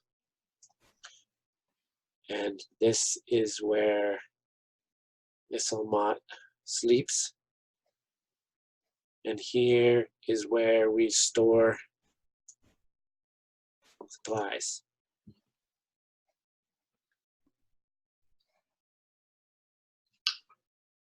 I'm an idiot. So Tiami takes him at his word. You're like, Tommy's just like nodding your head. Okay. It makes sense. Yeah, that's all I'm gonna say. Okay. All right. Does Muirin have anything to ask or comment on?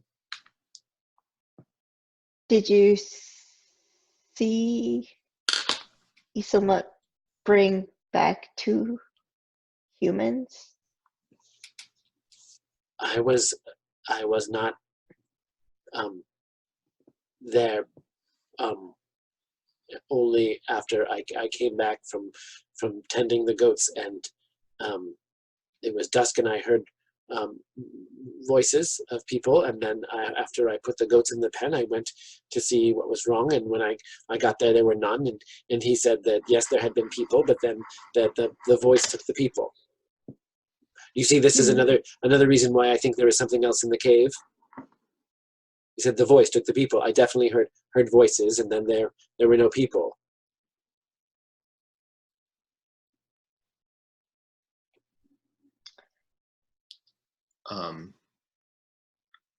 I'm done with him. So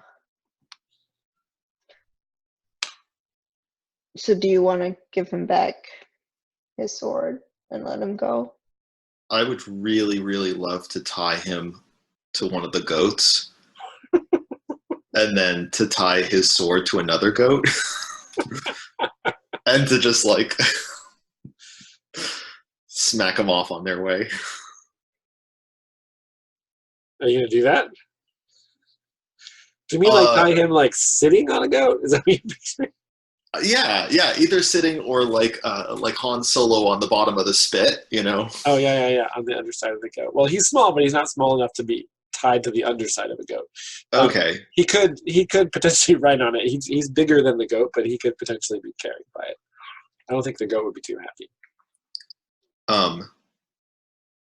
Yeah, I assume that if we like, maybe this is generalizing goats, but if we like bind his hands, that like eventually he could get the goat to probably like nibble it off, or he'll be able to rub it off on a rock. Yeah, or maybe, something. but Timy's not thinking about that, right? No. Timy's just like, I really want to tie this guy to a goat. Yeah, I really want to kill this guy. I really, really want to kill this guy. Yikes. Yeah, this guy's like a total enabler. He's like just a roomie. Accessory to a kidnapping. Yeah. So yeah, I mean, I guess I would have to get my rope, but yeah, I'd like to just, as my way of kind of getting him out of the equation, so that he can't warn the beast or go through some back exit or something like that. Okay. So you want to take him back to where the rope is, or go get the rope and bring it back here? Yeah, I'll go get the rope if Mirren will stay with him. Okay. Mirren, do you want to have any more conversation with him before the time he gets back? Oh yeah, definitely. Did he tell us his name? Onakas.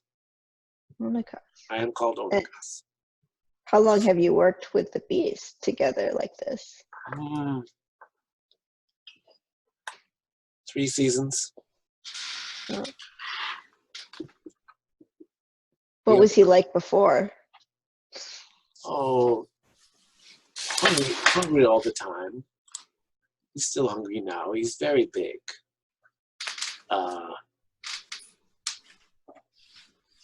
Just not, it was an easy life. He would bring back food. I would prepare food. He likes his food cooked, and, with those great paws, he can't really make a fire. So I would prepare his food for him, and I grew mushrooms in the caves and introduced him to the delights of mushrooms, and everything was fine. And then when he started bringing back more things, I became worried. But I appreciate a good, the shiny stuff as well. It was fun, but I did wonder who these things belonged to, who he was taking them from. And we used to be able to talk about things, but once that started happening and I tried to tell him that I was concerned, he would hear none of it, and would just, after drinking his fill, would fall asleep. I must say that I've been feeling quite lonely until you two showed up. I have not seen one of your kind in a long time.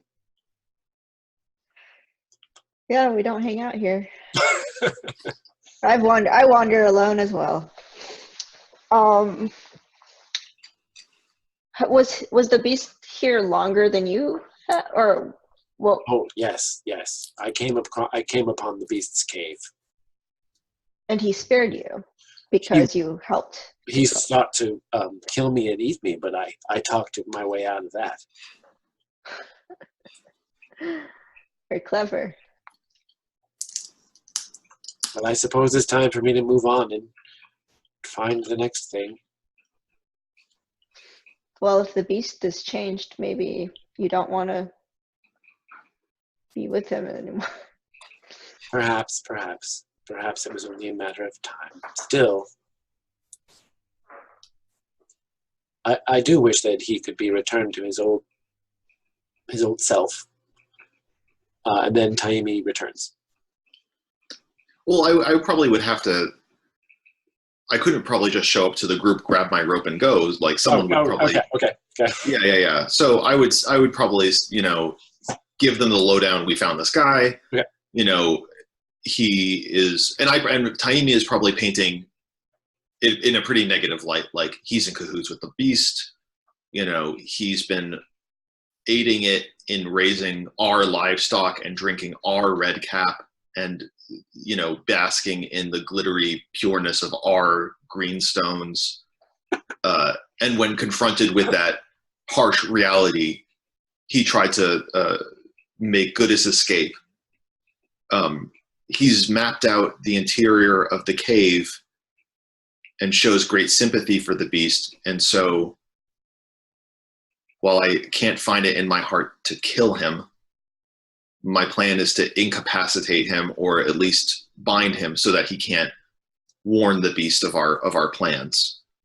If any of you have want to question him further before I gag him and tie him up, you should come with me and don't slow me down. Piviki and Kosti are very curious, and they hustle on afterwards. Okay, and that leaves Esais, Yarko, and Topias there, right? Okay, all right. Mm-hmm. Okay, great. Then you guys, Kosti and Piviki and Taimi get back.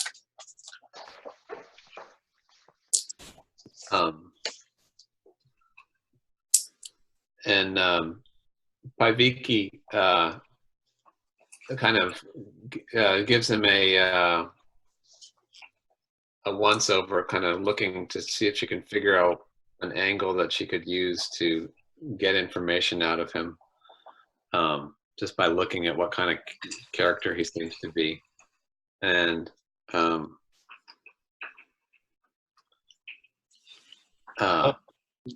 you can roll for that, or unless you already have an idea based on Taimi's description. Yeah. I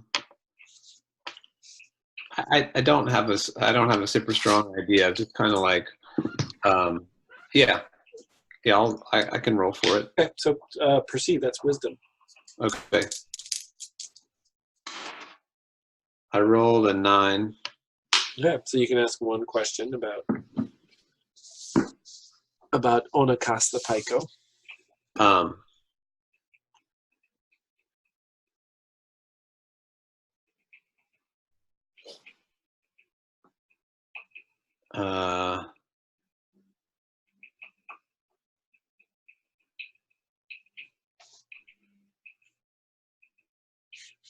I guess question I would ask is, do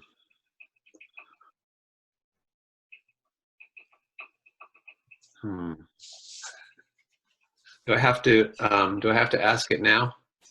No, you can. Yep. Okay. So I come up to him and I'm saying, "Oh, so you're the one who's been taking care of our goats for us. Thank you so much." Oh, we are in a while Taimi was gone. Did you let Onakas sort of sit up, or did you keep him on the ground? No, he said he was allowed to sit up. Okay.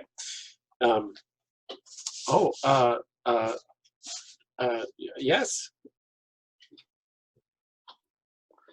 And I say, so we've been wondering where they've gone all this time. We were afraid that they had been eaten, but it's good to know. It's good to see that they're in good hands.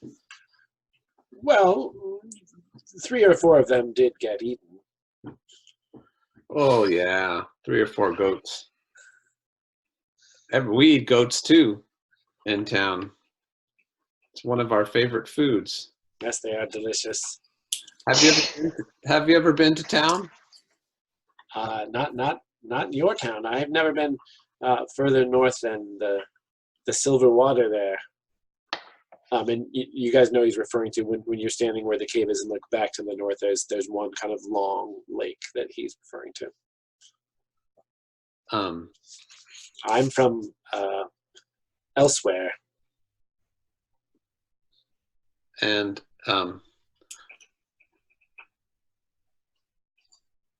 so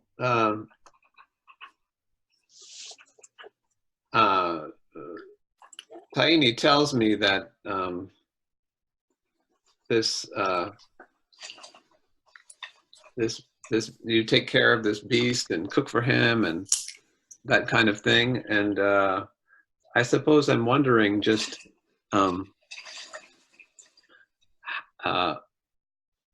you said that that you live inside this cave. Is that right? Yeah. Yes. Yeah, and I'm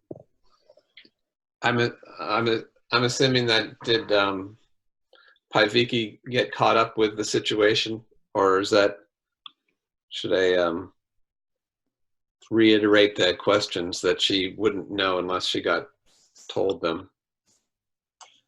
I think Taimi probably communicated, right? John, did Taimi communicate everything that there was? No,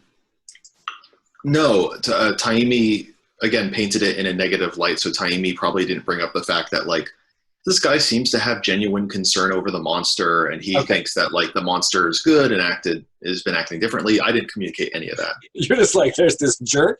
Yeah, and we need to kill him. Okay, great. There's this asshole, and he's like in cahoots with the monster, and we got to shut him up. Okay, carry on, Paiviki. So I'd like to know more about this cave, and I try to get Onakas to try to reiterate what the cave looks like again. So he points to the drawing on the rock. Yeah. He says, well, the goats we keep here, and this is where, well, I guess it used to be my room. And then down here at the other end is where Isilmat sleeps and where we store the extra supplies. Why is it not your room anymore?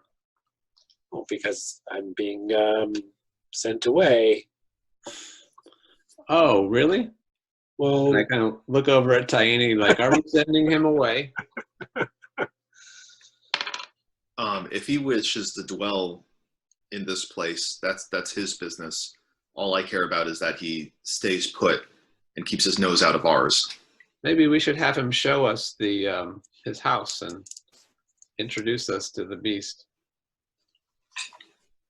Are you mad? He would lead us into a trap. He would bring us down a wrong tunnel or warn the beast of our, approach. And I point to the map and I say, you wouldn't do that, would you? Are there any traps here? And I point to the map.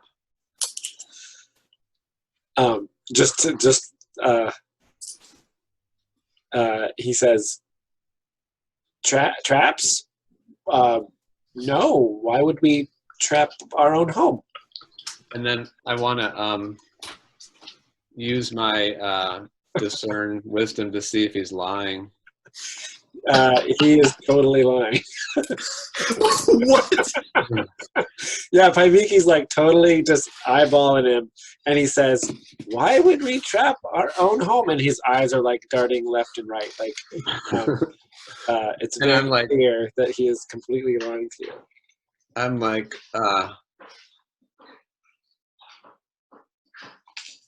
let's see.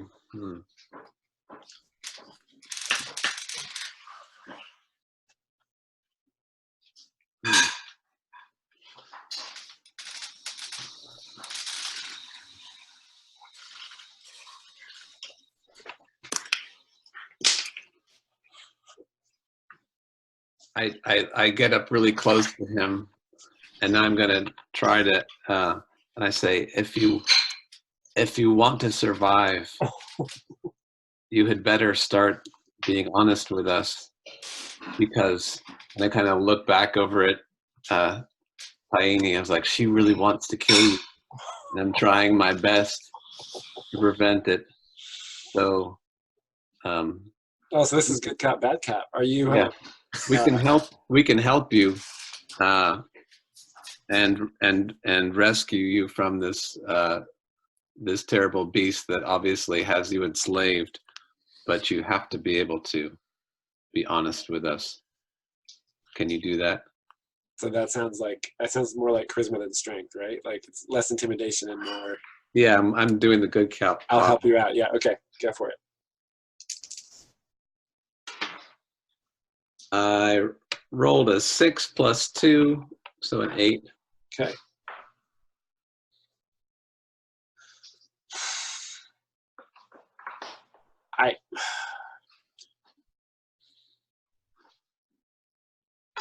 I want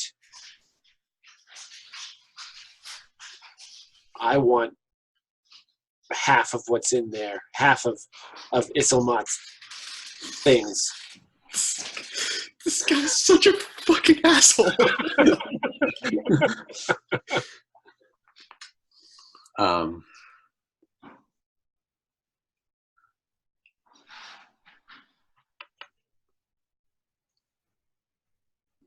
I could do a lot with those things if I just had. I can start over somewhere else if I just have enough of that green glass and the coins, some more of that silver. And I just play along with him. I'm like, you'll get your half, but you have to work with us and tell us where the traps are.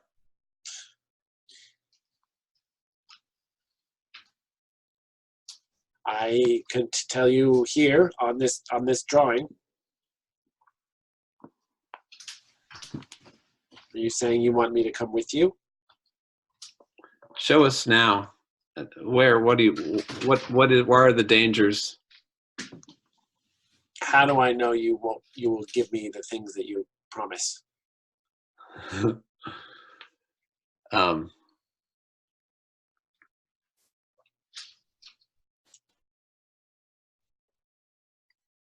How do we know that you will tell us the truth?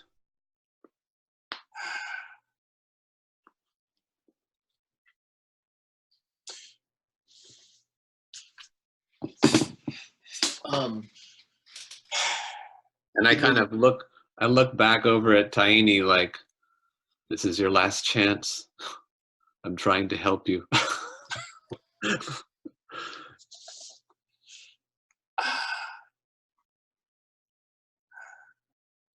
And he looks over at the elf. He looks over at Muirin,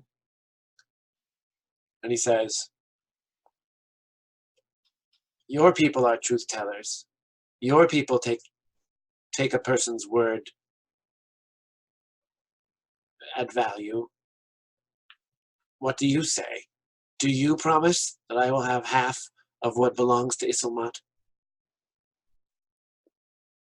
I will believe you, elf."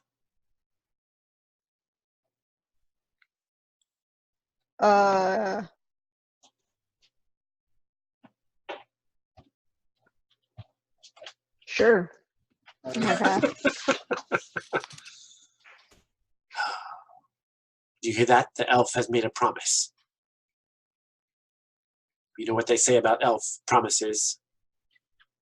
You must all help the elf satisfy that promise and give me what I deserve. There is a wolf, Sumaya. He's a good wolf, but he has a temper. He lives. I'm just trying to draw. He lives here.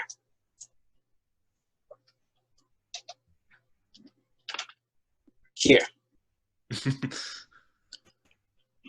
When you pass the wolf,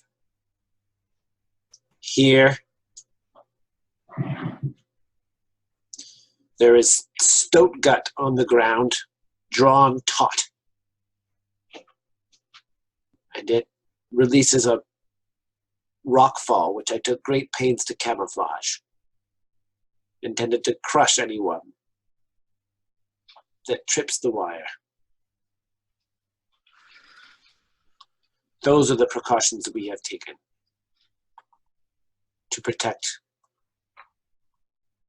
our home.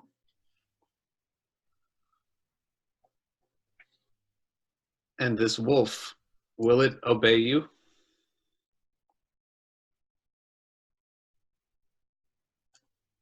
Yes, if I have food with me.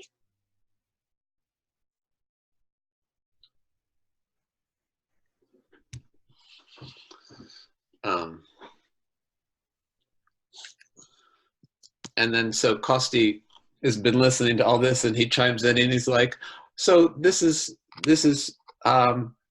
all fine. We feed the wolf, and we step over the straps, and then we sneak into the room when the creature is asleep, and we take Lomo, and we get out of there. And What is Lomo? Lomo is my wife. You see, she's been taken, and Sinelma too. And Oh, Lomo is not there. what? I heard Lomo. I heard Lomo and another. I heard cries. Just yesterday, I went in and I asked Isilmat what the cries were, and there were no more, and there was no person. Where's Lomo? She sounded like she was there, and then she was not. You're saying she's been eaten? Oh, Isilmat does not like raw meat. She would have to be cooked, and I am the one who does the cooking, and I did not cook your Lomo. There was no sign of murder. No one had been killed. Kosti's looking really horrified at this point. It's like,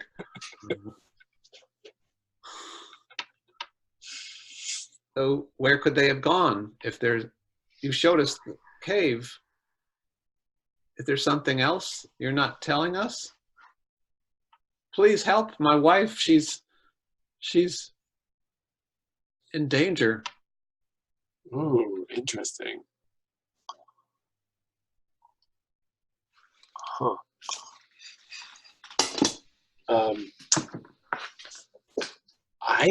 I'm sorry, old man. I did not see her. I heard voices from you. You say that she was taken by Isilmat, and I heard people, and then when I went to see, there were none, and I had not heard them. Did not hear them this morning when I woke up. You went into Isilmat's cave? Yes. And I even looked in I fashioned a curtain here which I hung of animal hide. There are things that he keeps back here. I even looked back there to see if he was hiding bodies, and there was nothing. Just the usual refuse. And there must be a way. There must be a secret way. Do you know every inch of this cave? No, this was Isilmat's cave, and I generally have stayed in the front. I do carry supplies into this room. When we need to store things, that's where I place them. Does this creature sleep? Do you watch while he's sleeping, or is he a light sleeper? Can we just go and see for ourselves, maybe? Yes, that's what we can do.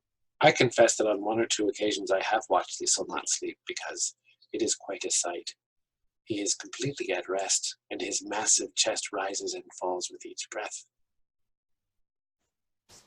I'm quite fond of Isilmat when Isilmat sleeps. The strangest thing is he doesn't even snore. He's quite quiet. It is a wonderful sight. But nothing else happens while Islamat sleeps. Kosti, put no stock into this liar's words. He is a rata, which is Finnish for rat, and only cares about himself and his ill-gotten gains. He lied about the traps, and he is just as well lying about any sort of hide curtain. Well, he seems to be. He made a deal with Mirren. He sounded like he's ready to be truthful with us, and if we can just go in there, maybe we can find out what happened to Lomo and Sinelma, and then nobody will have to die anymore, and we can all go home, right? That's what we want, right? And then until next month when the creature comes. And then Lomo gives that kind of wide-eyed look. I mean, Kosti gives that kind of wide-eyed look again, like, I hadn't thought of that.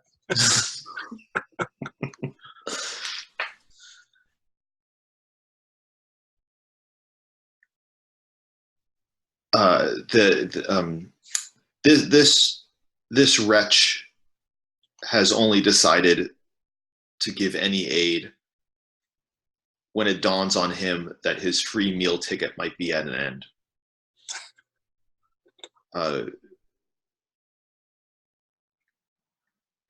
Anything else? I'm moving for the rope. Perhaps the beast has died. Maybe we can just walk in there and we'll find out where they are. We'll just give some of our dried meat to the wolf, and Onakas will, maybe he can take it and bring the wolf, tie him up or something, and then the beast, maybe the beast has died, or we can find out if it's still alive and died?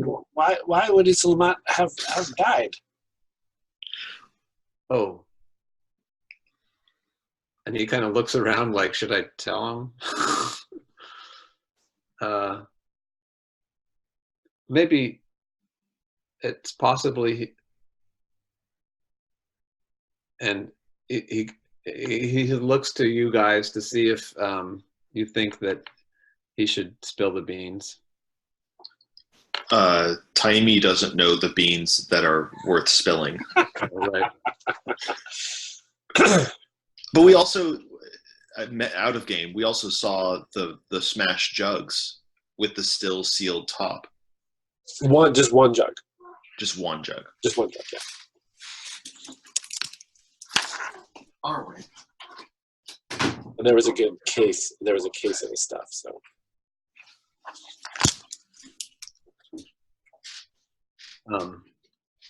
Well, it's worth a try anyway. What,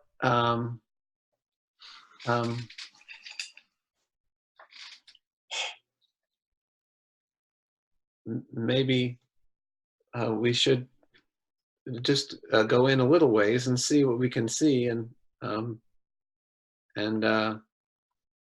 Onakas can feed this wolf of his. So would that be the next move, unless anybody objects? No, I'm not taking this liar into the cave and give him a chance to warn the beast or make some ruckus that announces our approach. No way. But what of the wolf? It's a beast. We can handle it. We have meat to sway it or distract it, and we can overpower it. We know its position and we can anticipate it.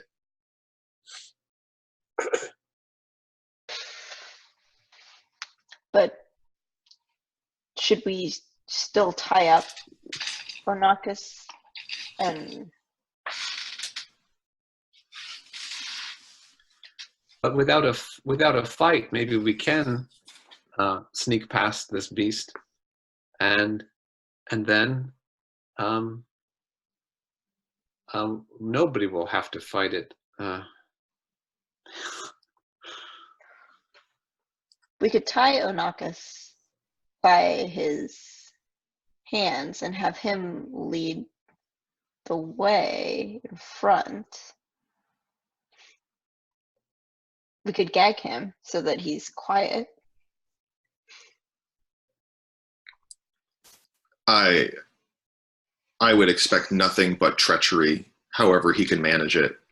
He's proven himself nothing but a coward and opportunist. So where should we leave him tied up? I look for the most uncomfortable rock. Yeah, I mean, just roll away. he just rolls away. That he makes good escape. I mean, but again, I'm one person out of game. Like, if there's enough characters that are really, passionate about bringing him along, then by all means, like, do it or try to. That's fine. Prosty's thinking, and he's like, very well. You probably know best. And then he's looking around, and he says, may I borrow this? And I take Onakas's hat and stick it on my head. And then, does he have like a cloak or something?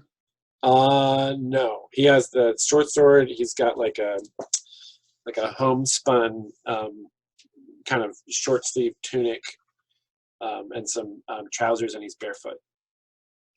And a belt. He's got a belt. Yeah. And then Kosti says, here, I tell you what, let's just change clothes. I'll give you mine and you can give me yours. What? That's my hat. Well, yes, but you can have my vest and my apron. I don't want your vest and your apron. Why are you giving me your clothes? Well, I know that, but they don't want you to come along with us, but I'm thinking that maybe the wolf will be more responsive to me if I'm dressed like you. You see, I don't mean to. I don't mean to put you out or anything, but maybe I will smell like you or something like that. You see, we can trade back when we come back out of the cave. How about that? There's a good fellow. So man will smell you from a mile away. And you don't smell anything like me. You don't smell like Pico. You smell like human. Well, I suppose that is true. He makes a good point. I think he should come with us. So if Paiviki and Kosti and Muirin think that's a good plan, it sounds like they're going to overrule Taimi. Yeah, that's fine. I think I am sort of counting on the agreement we made that he still wants treasure. So you're down with him accompanying? Yeah, but tied up and gagged. I don't know if he needs his mouth to talk to the wolf, though. We can cross that bridge when we come to it. Okay. Yeah. And I then you three are responsible for whatever trouble this Rada brings on us. Does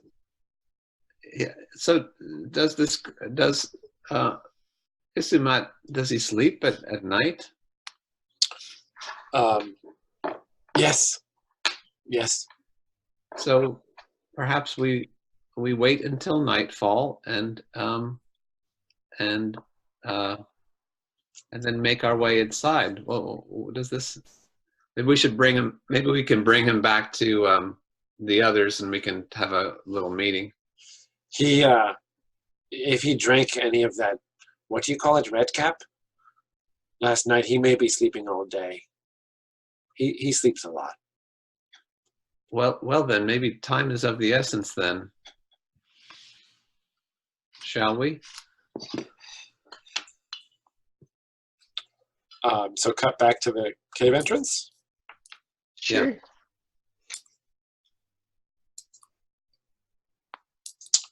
And with the whole team, it's kind of regrouped.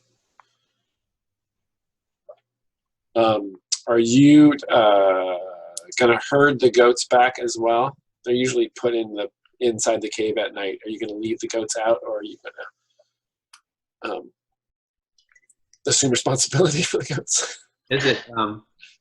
Is it nighttime now? Is it dusk? It's like getting close to, it's dusk, yeah. So the sky is starting to darken.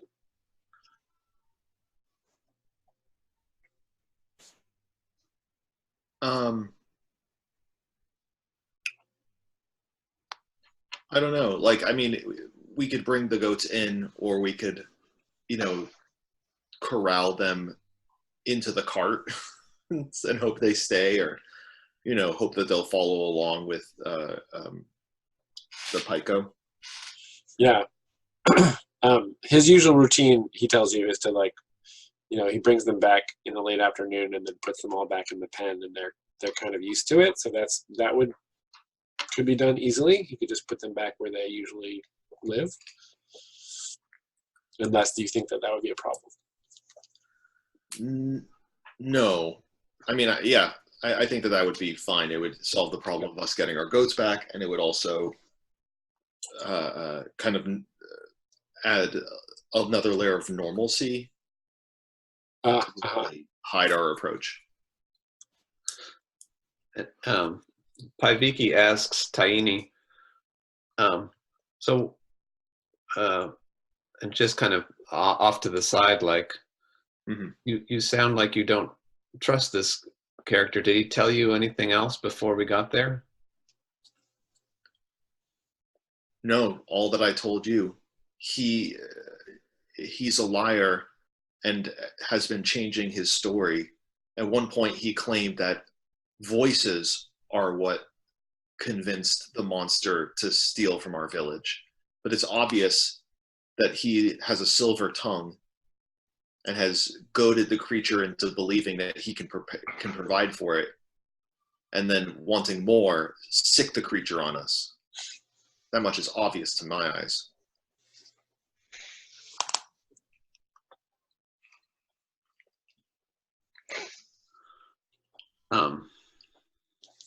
One minute he claims total knowledge of the cave. The next he says that there's deeper delves that he knows nothing of.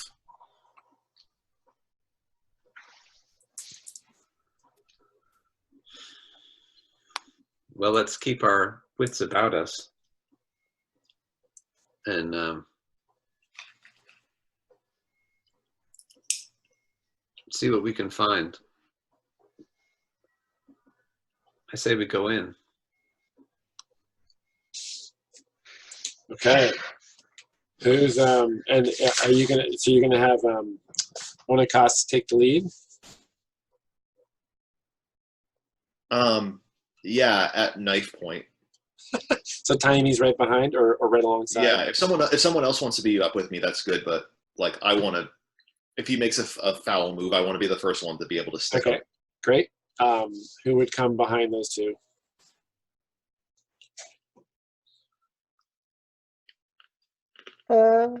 Probably at least Mirren. Okay. And then, where's Yarko in the lineup, you think, John? Probably wherever the boy is. Probably near the back. Okay. Yarko and Tapias. And then Kosti and Paiviki. Yeah, I think Paiviki's Kosti's kind of hiding behind Paiviki a little bit, but Kosti's got like a handful of dried meat. Okay. Ready Okay. ready to tempt or toss it to the wolf. Okay, then we'll say Mirin and Paviki are second row with Kosti right behind Paviki. And then alongside Kosti would be Esais. Is that okay? Unless you want Esais to take up the rear. No, he's okay. Sure. All right. Kosti, did you get his clothes? Did that happen, or did we leave him on him? You just have his hat. No, I gave it back to him. I didn't want to be rude, but I just thought it was, if he wasn't coming with us, it'd be a good idea. And well, it's not really fitting to take someone's clothes if they're not willing to change. But I do think that my vest and apron it would be a good change, but good trade. But if he's not willing to trade, then it's not me to say that we should. Onikas was very chagrined that you took his hat, and when you gave it back to him, he was like appeased, but he's still giving Kosti the side eye, like that guy took my hat.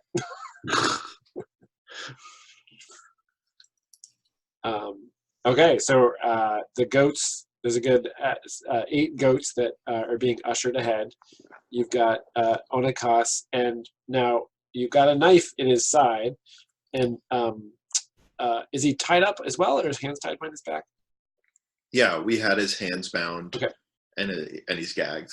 He's also gagged with some rope or a piece of cloth, or yeah, some dirty rag. Okay. And Kosti is protesting, saying, "Well, how? I just don't see how he's going to be able to appease this wolf if he's gagged and tied." We can cross that. We can address that problem when the problem arises, before he causes more problems for us. So Onikas leads you into the cave, and just inside the cave entrance, off to the left, is an opening that opens into a side cave. There's a wooden gate blocking the entrance, and the smell of goat waste, and it's just very goaty in here. And the gate is open, and the eight goats are kind of ushered in there, and it looks like all told there's about a dozen goats still living from all the ones that were taken from the village. There's like a trough with dirty water in there. There's a couple of buckets and an old shovel. And then he kind of gestures with his head. At this point, it's going to be dark in here. So who's got light that they're going to produce?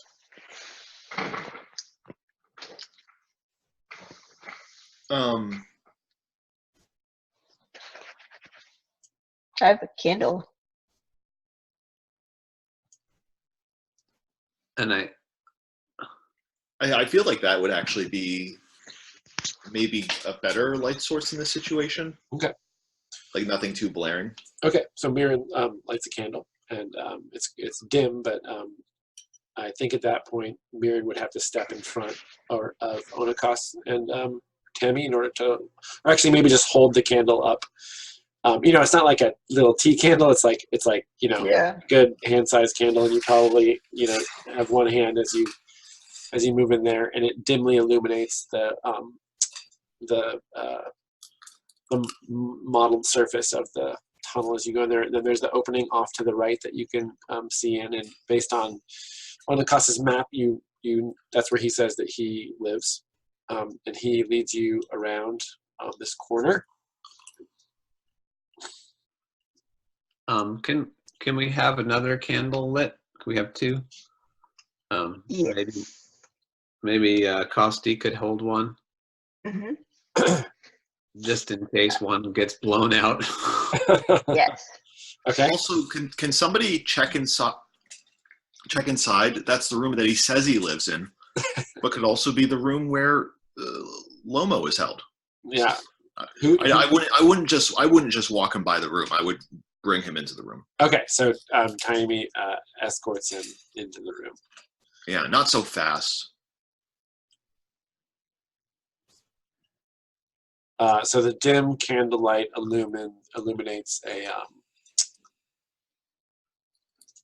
There's a little pallet that he has set up in this little nook over here, where he sleeps. He's got like a little shelf, a little piece of wood leaning up against the wall that acts as a shelf, and there's like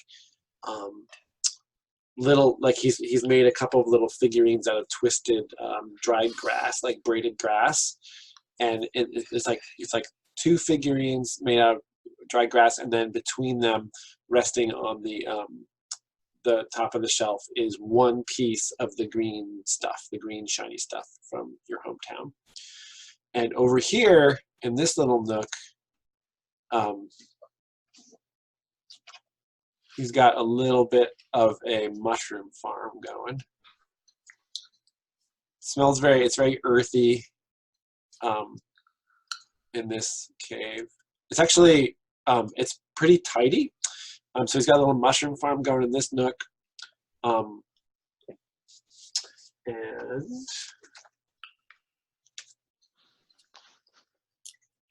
And there is there's a depression in the stone floor, and there's some embers, and there's sort of just wisps of smoke drifting up out of here and being sucked up through. There's like a natural crack in the ceiling that the smoke is being drawn up. So he's just got like a little campfire place. And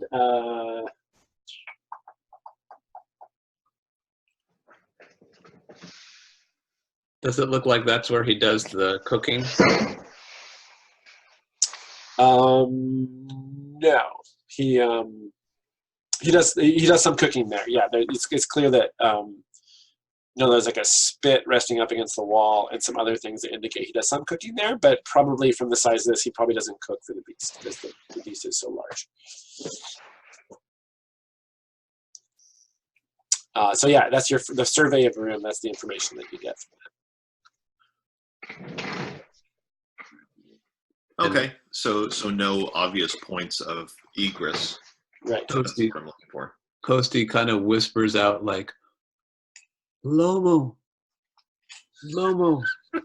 it's me, Kosti.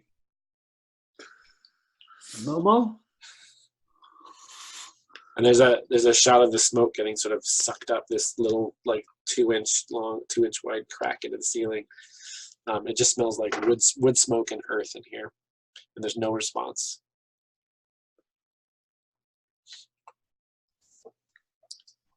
Okay.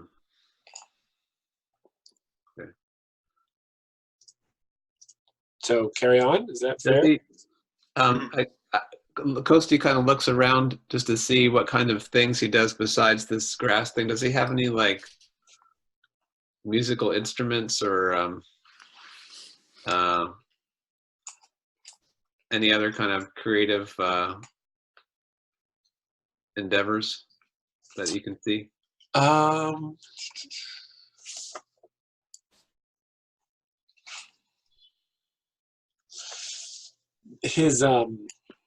He actually has a pillow, which is like a more substantial pillow than you're used to seeing, and it is embroidered with some kind of dyed thread, which is pretty unusual, and certainly in such kind of bare bones surroundings. And actually, Muirin recognizes the pattern as it's traditional Paiko or ornamentation on this pillow. That's the only thing of any, besides the little twisted figures of twisted fiber. It's the only thing of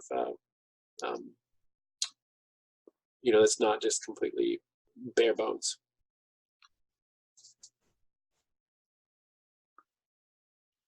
Shall we keep going? Okay. So he sort of slows down and when you guys round this corner, and he gestures for everyone to be quiet. And it gets to a point where the cave, the tunnel kind of opens up into a big alcove. And over in the corner of this alcove is a big heap of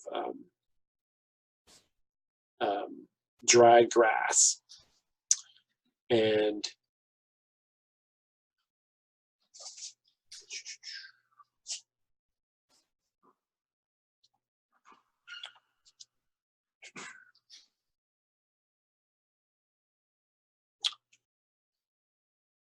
there's an enormous gray wolf sleeping in the grass.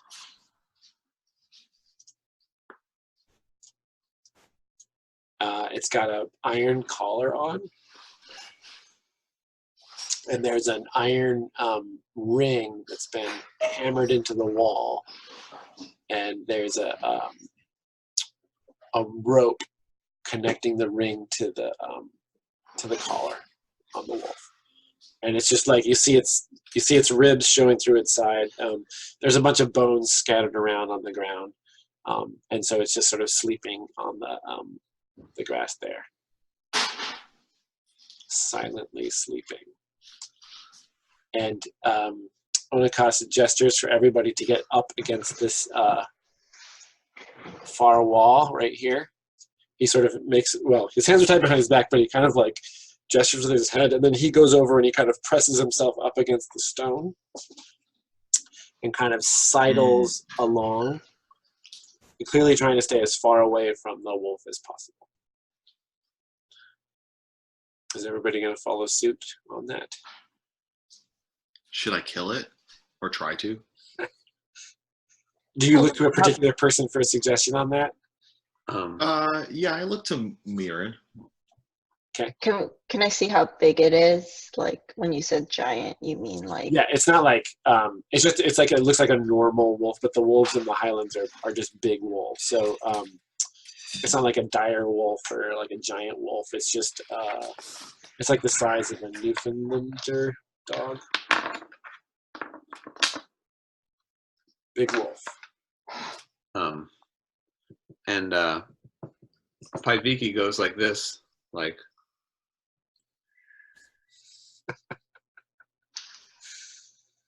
Okay, and to get by quietly, the person with the lowest dexterity is going to roll. And that is Yarko.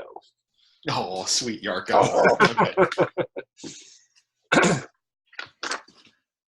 Is there anyone that could help me? Now, I'd be interested to hear ideas for how you could be helped. Anybody have any ideas? Is Yarko carrying a shield? No, Yarko is carrying a set of iron cuffs with a key, so maybe someone who's more quiet than him would take those off his hands, and that would be of help.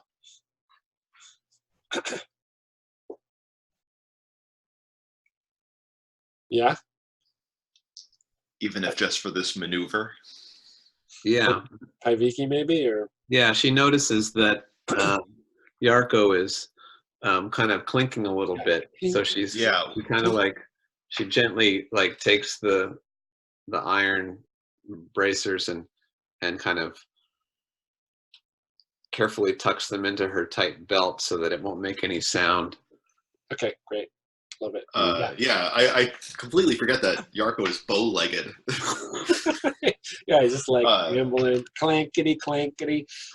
Yeah, so you get +1 for that help. Ooh, all right. That is an 8 +1, 9. Okay.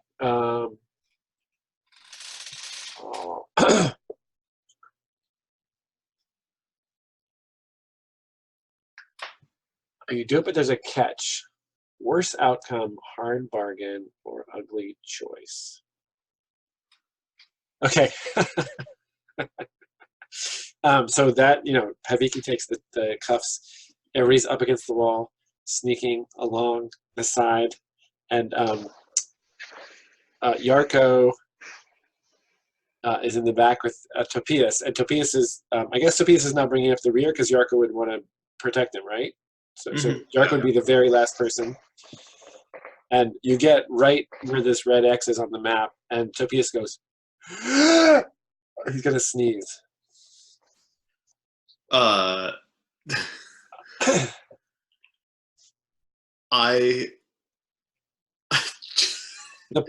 person on the other side of Topias is Kosti, by the way. So you guys both hear Topias go.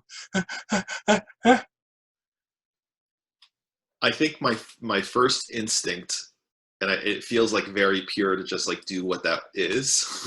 Yeah. Is to just like chop him in the neck. Oh, God. Just like a quick to the Adam's apple. Yeah, just like a quick chop to the neck. Ooh, wow. Okay, yeah. I like John Shadurgeon doesn't know at all whether that would stop someone from sneezing, but I feel like it would jostle them enough. Sure. Yeah. Huh. Boy, that's just pure luck whether that's going to work or not.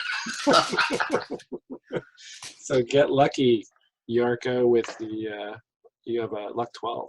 No, did you spend one for HP? No, I didn't. I have a luck 13 for Yarko. Oh, okay. I didn't. Yeah, right. I have a +1 modifier. That is a 6 total. Nice. You could spend some luck. Not on a luck roll, you can't. Or you Oh my God. It's explicit. It says so in the rules. Great.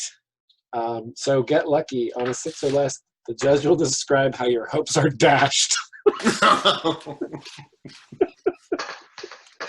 So you just reflexively, Yarko just reaches out and just does a little karate chop to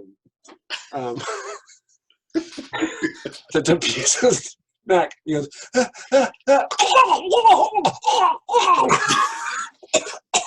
and he drops to his knees and just starts coughing. And the wolf goes, and leaps across the tunnel. And we're gonna cut there. Oh. No, sweet pious. Oh man. And we are going to. That's not the end of. Yeah, we're going to end the session. So. Oh, that's good information for you to have. That's why we're playtesting. Okay. Wrapping up.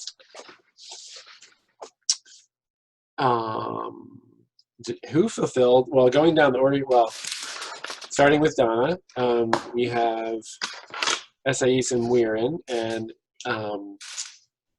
who fulfilled any of their traits between those two characters?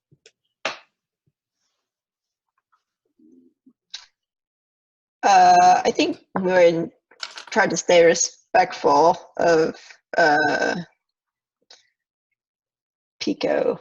Oh yeah, absolutely, Boy. definitely. So you get an XP for that. Okay. And where do we just mark XP?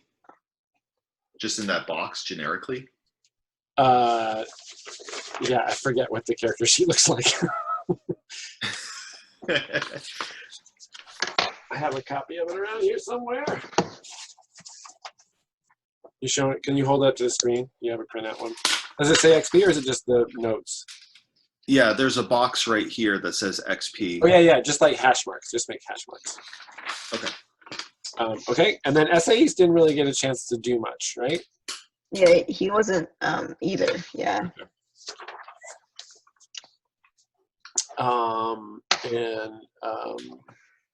Kosti and Paviki. Oh my gosh, Kosti was courteous and creative. He was so creative when he tried to put on somebody else's clothes. So he gets a point for that. And Okay. Paviki. I don't know if she was covetous or selfish. She kind of was a little bit when she was trying to get the all the weapons and stuff from from the town. Oh yeah, like coveting the valued armaments of the. Yeah, sure, get a point for that. Yarko, responsible, absolutely. He's looking after Tapias. And Taimi, curious and a cheater.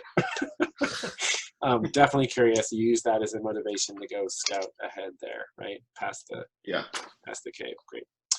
And then, did you make an exciting discovery? Yes, you found the cave of the beast. Everybody gets a point for that. Did you overcome a difficult obstacle? I don't think so quite yet. Right? No. I wouldn't describe Onikos as a difficult obstacle. And then, did you acquire some memorable booty? Nope, not yet. Where is this end of session moves? Because the only thing on our sheet is live to tell the tale. Yeah, I'm going to add a short end of session move for because some funnels will take more than one session, and I think that the gratification of getting XP at the end is kind of important for acting according to your traits and stuff. So I'm gonna. It's not in that basic rules yet. The funnel rules. I'm just using the one from the main rules. Yeah. Is it possible to level up before the funnel is over? It's not supposed to be possible, but that's one of the things we're playtesting is to see what's going on. Oh, what's the XP threshold for level 1 Well, the way it's written now, or level 2, I guess. Well, the way it's written now, when you get to the end,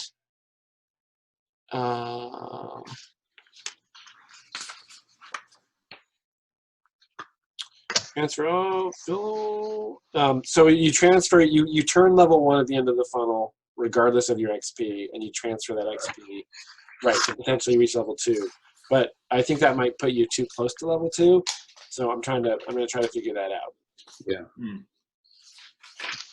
Like it may be that at the end of the funnel you subtract 5 to get to level 1, and you keep the remainder right towards level 2.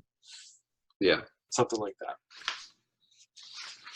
That's one of the things we're figuring out is to try to how to make that transition from 0 to 1 work and feel satisfying. Okay, that's it. Great. Any Yeah. closing comments? There is a technique that people often use at the end of sessions where, like roses and thorns. I don't know if you guys do this elsewhere in your life, where you talk about good things and bad things. So at the end of the session, sometimes it's nice to like recap if there was anything that was you really liked about something that happened, so that would be like an indication that you would like to see more of that kind of thing. And then thorns would be anything that made play difficult, or anything you wanted to point out or comment on that could be improved in the future. I can go. Sure.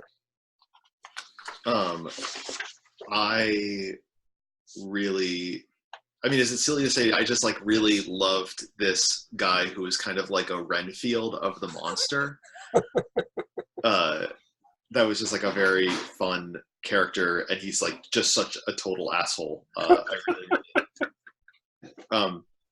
I wish that there's great rules in here for like traveling. And I know that we did some keep company, but I would have loved to have done. And maybe did I miss it? Did we do a roll and just not hit any obstacles on the road? But no. I purposely skipped it just to jump right to the cave. I considered I considered having there be one travel move, one set out, but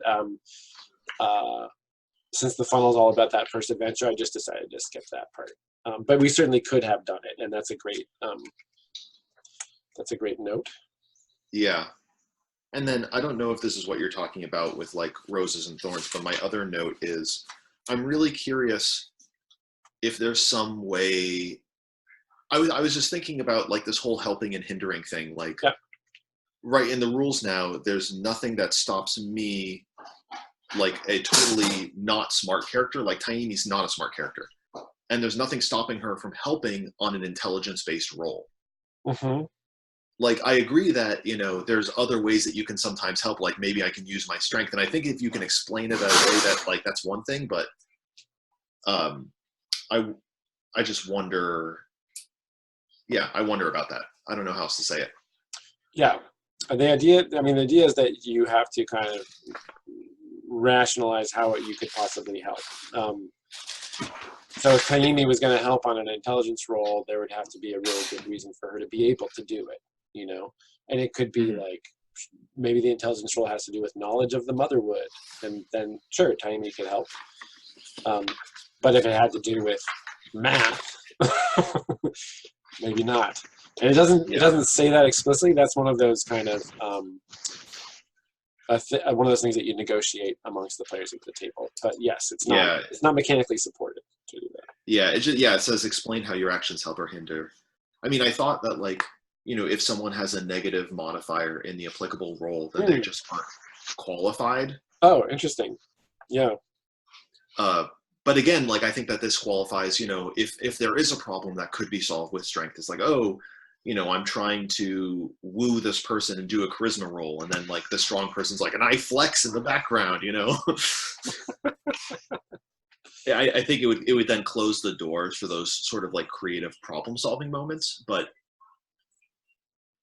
it would also, I think, it just makes sense to me in a lot of circumstances that, like, someone who's, like, naturally not gifted in Constitution isn't going to be able to help you. Sure. Like, survive a poison fog. Yep, that makes sense. Survive a poison fog. Yeah. Okay, great. Anything else? Anybody have anything else?